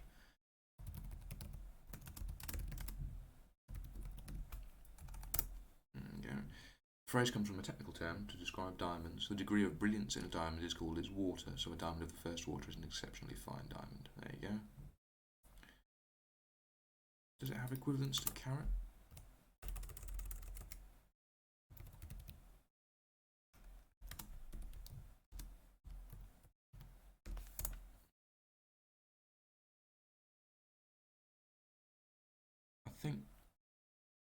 I don't actually know what carat is. A diamond size, okay. Yeah, so first water is a term for its clarity, and then carat is a term for its size. That makes sense.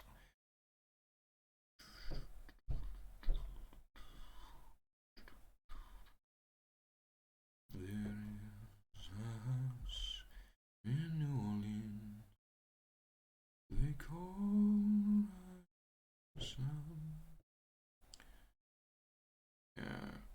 somehow I suspect that this is not as good of a thing as it is framed in this context. I have no doubt that there was a lot of death. But to be fair, there's probably a lot of death on both sides. But anyway, this is them getting charged with the murder. Yeah, so okay, he was changed from Agra to Madras. So from Agra to Madras. So sent all the way down here. And then to Blair Island in the Andaman Islands.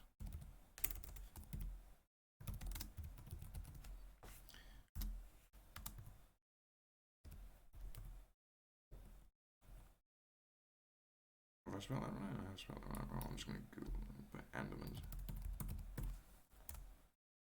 which I believe is over here. Yeah, so he basically went sort of down and then across.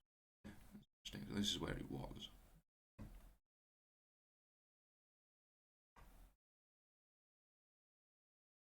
Little Andaman, Interview Island, Rutland. There's Rutland Island and there's Port Blair. Rutland Island was mentioned. I'm guessing this is basically around where he was, I have to imagine.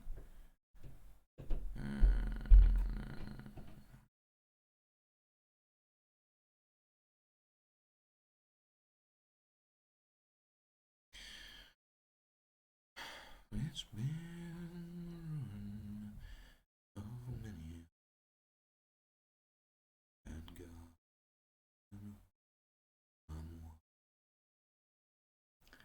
mother, feel your chill,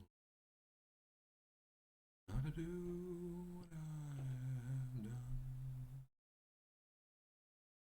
and to spend life in the hell. There's Rutland Island. So this is that. So yeah, this is definitely where they were. In the hell.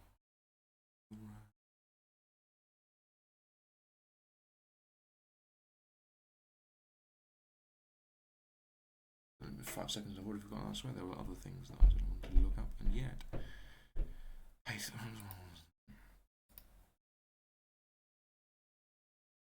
Patch is it's a kind of Persian curry, I think.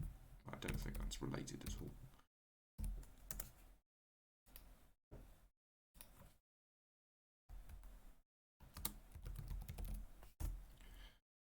An individual who belongs to the Pashto ethnic group or descends from it. The term occasionally finds mention in Western sources, mainly in the colonial era literature of British India.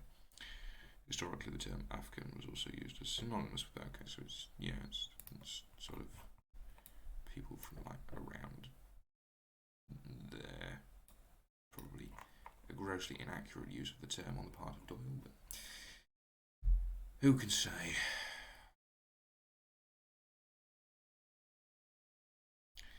Here we go.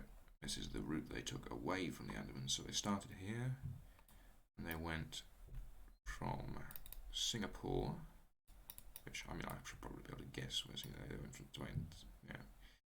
Singapore to Jeddah.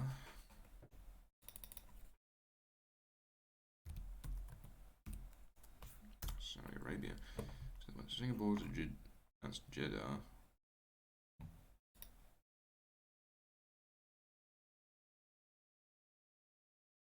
Let's see, with a cargo of Malay pilgrims. Oh, there we go. Yeah, so they got yeah. So they got picked up. So they were sailing sort of like around here, and they got picked up by someone sailing up here to Jeddah,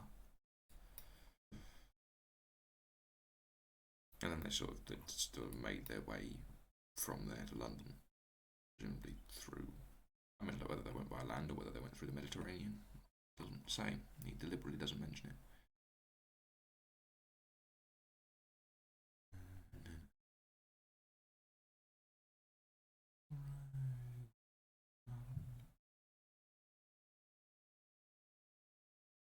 Yeah, this is where we get to basically the end.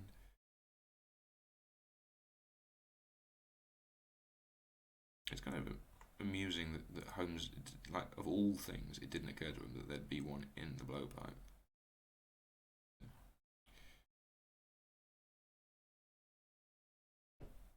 And this, of course, is the end. Oh, there we go. Here's some German, which we can translate. I may not be able to pronounce its original meaning, but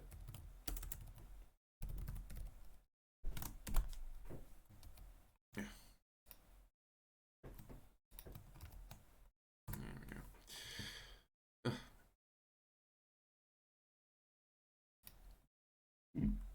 This is obviously the translation. Nature, alas, made only one being out of you, although there was material for a good man and a rogue. Okay, so it's sort of it's about the potential that people have to go in either direction, morally speaking, which is interesting. Nice sentiment, really. Well, I'm not sure. This is what he's talking about. He has the potential to be a loafer or, yeah. There we go. That is the end of the thing. So, I really do need to set up hotkeys for that, so I don't have to go back to there. That is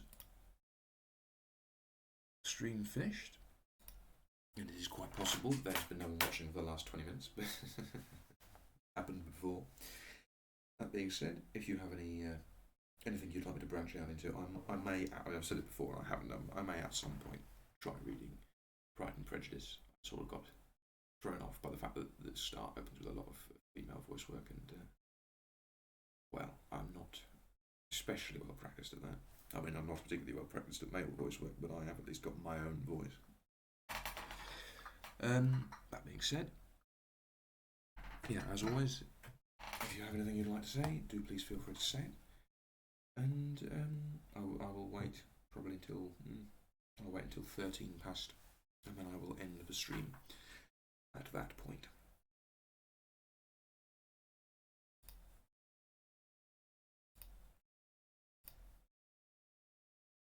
So yeah.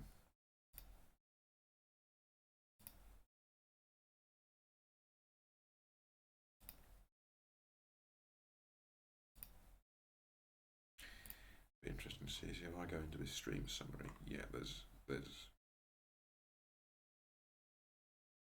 How can you have half of that written? That's bizarre. But yeah, there's been no one watching since about for quite a while. Well, no point waiting around then. The viewer count lies, you see. Dreadful thing, really. Right. To anyone watching the VOD, thank you for sticking around to the end. I appreciate it, and I hope you have enjoyed, and that you will accompany me for a scandal in Bohemia in the next stream. Goodbye, and good day.